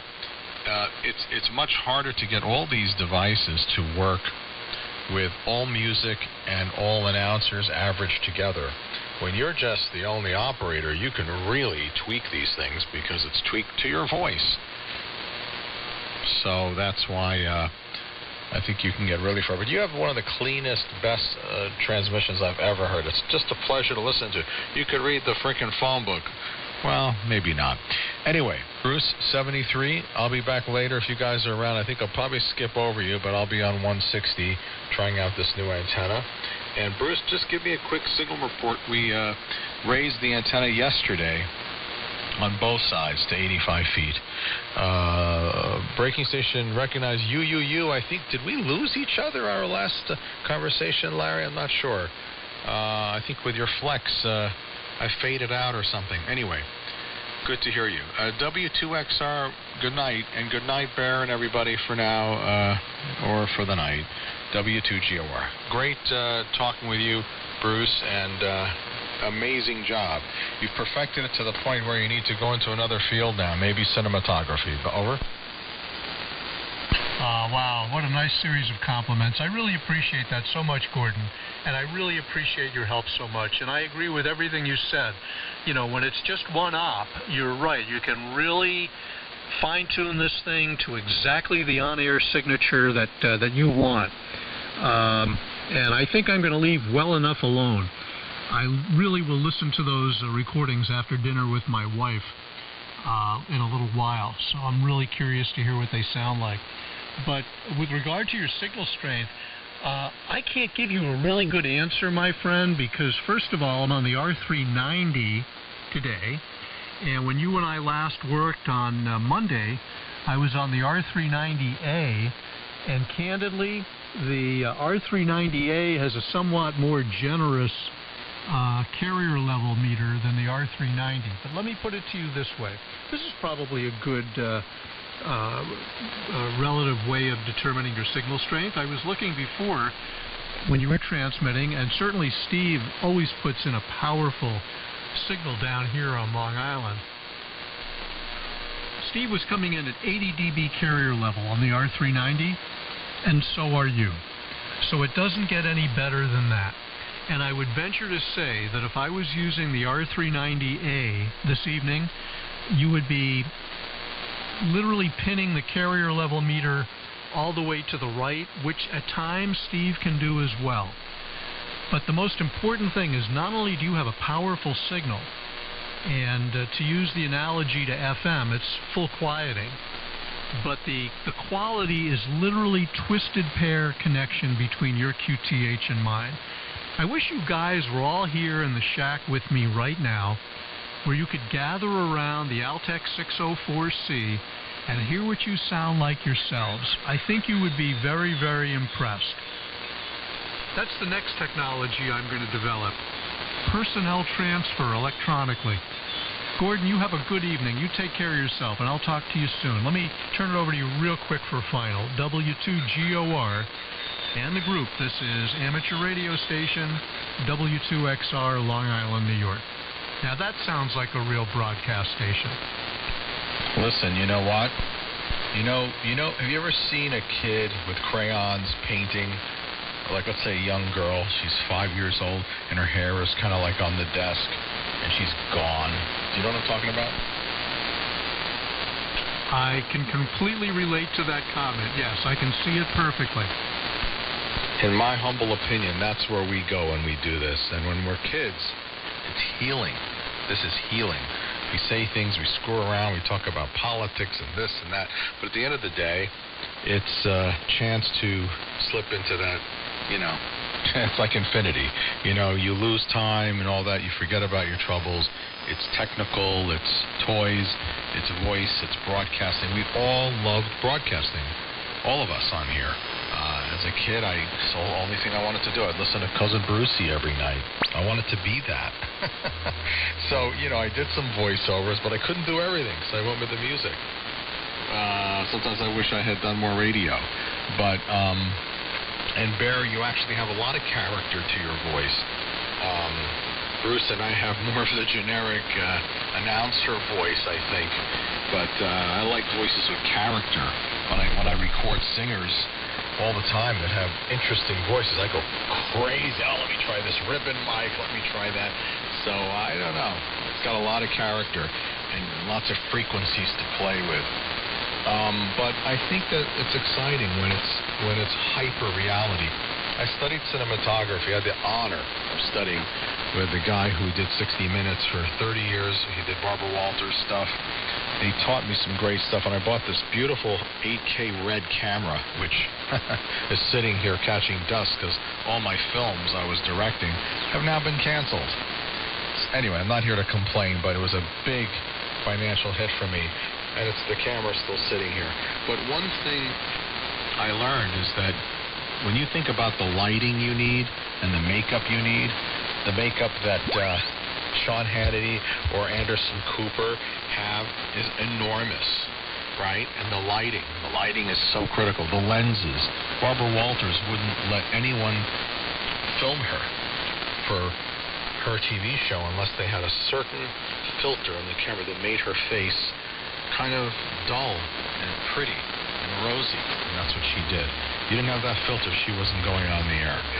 So my point is, when you film reality, it looks horrible. When you film a hyper reality, it looks great. Asia, Steely Dan, Pink Floyd, The Wall, Stevie's Songs in the Key of Life, all these great records that go above the norm and become greater than life, or any movies that did that, like E.T. and Star Wars and all that stuff, or Shawshank, right? It had some magic to the way it was shot.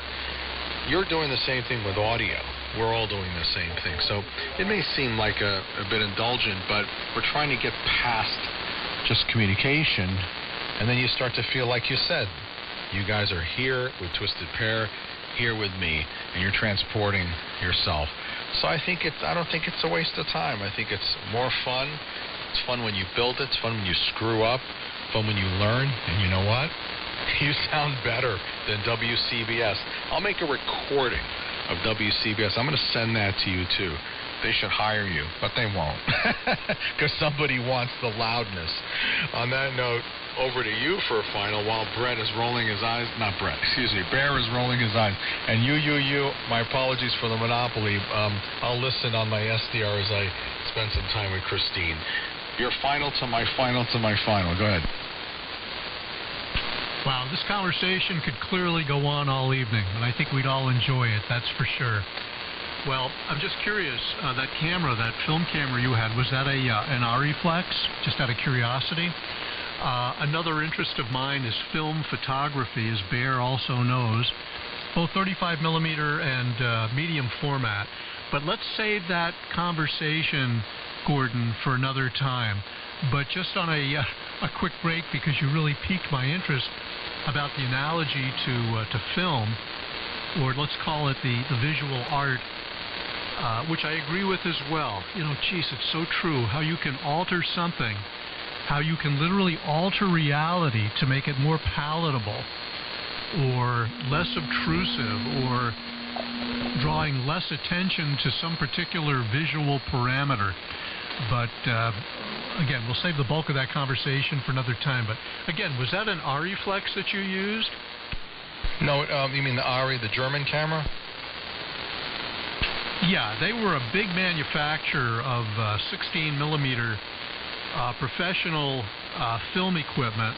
I don't know if they made 35 millimeter equipment like Mitchell, you know, some of the really well-known companies.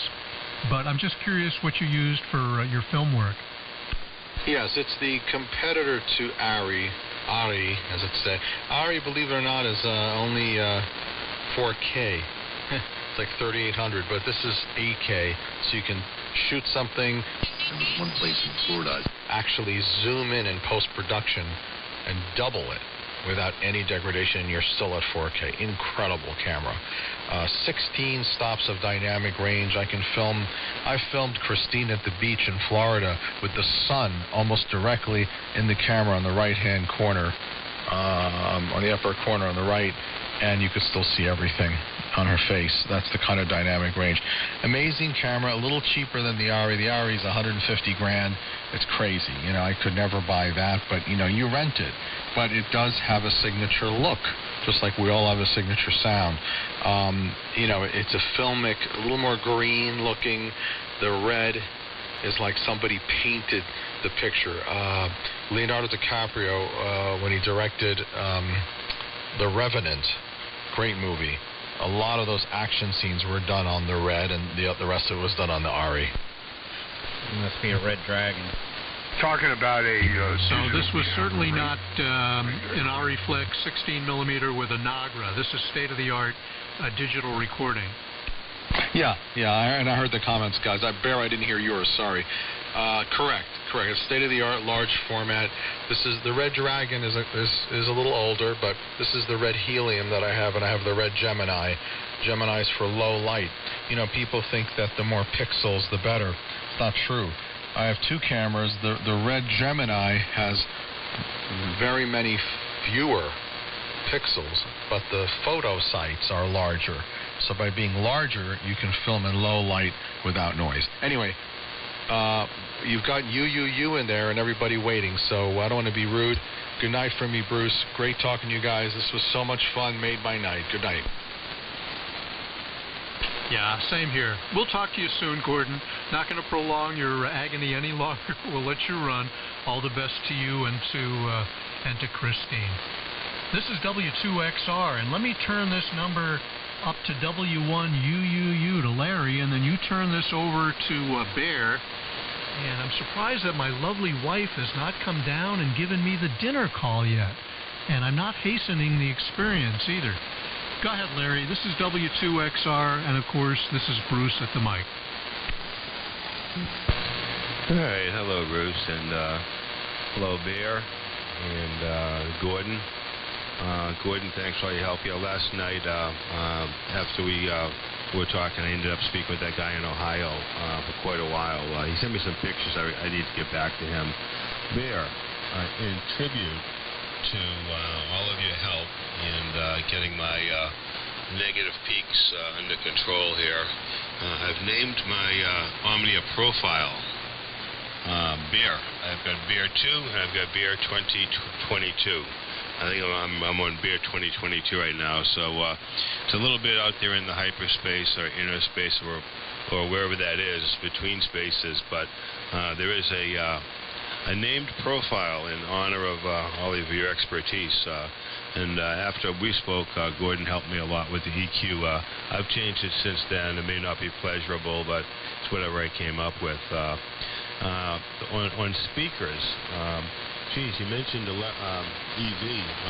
One of the first things I did over 30 years ago when I got the house here was to get a radial arm saw and build a pair of Electro Voice eliminators. I thought that would be my favorite speaker. I had done some experimenting with speakers and reflecting them off curved surfaces like a satellite dish kind of, when I realized that all I was doing was making a horn. So might as well make a horn and do a folded horn like the Klipsch and the EV.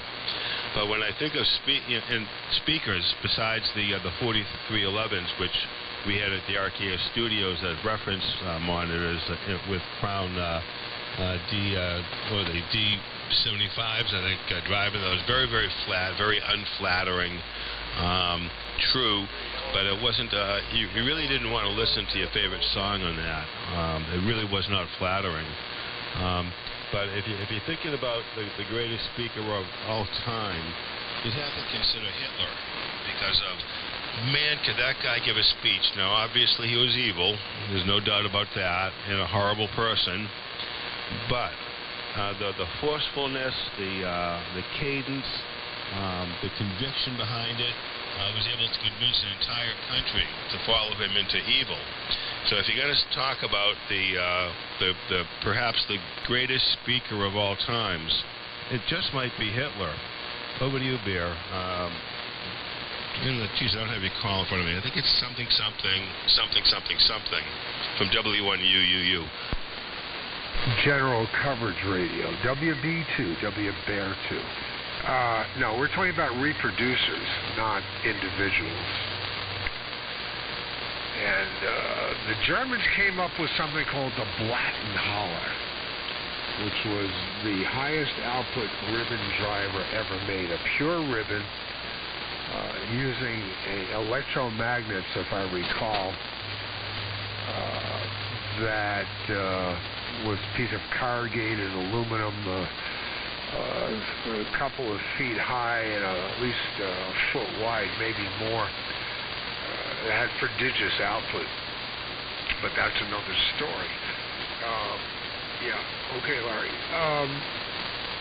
Yeah, that EV, this is a Harman International product, so it's post the old Electro Voice, and Bruce, let me add, uses a pair of custom 10-inch drivers in a compression manifold to drive that manta ray horn. It's a truncated, it's really more of a waveguide than a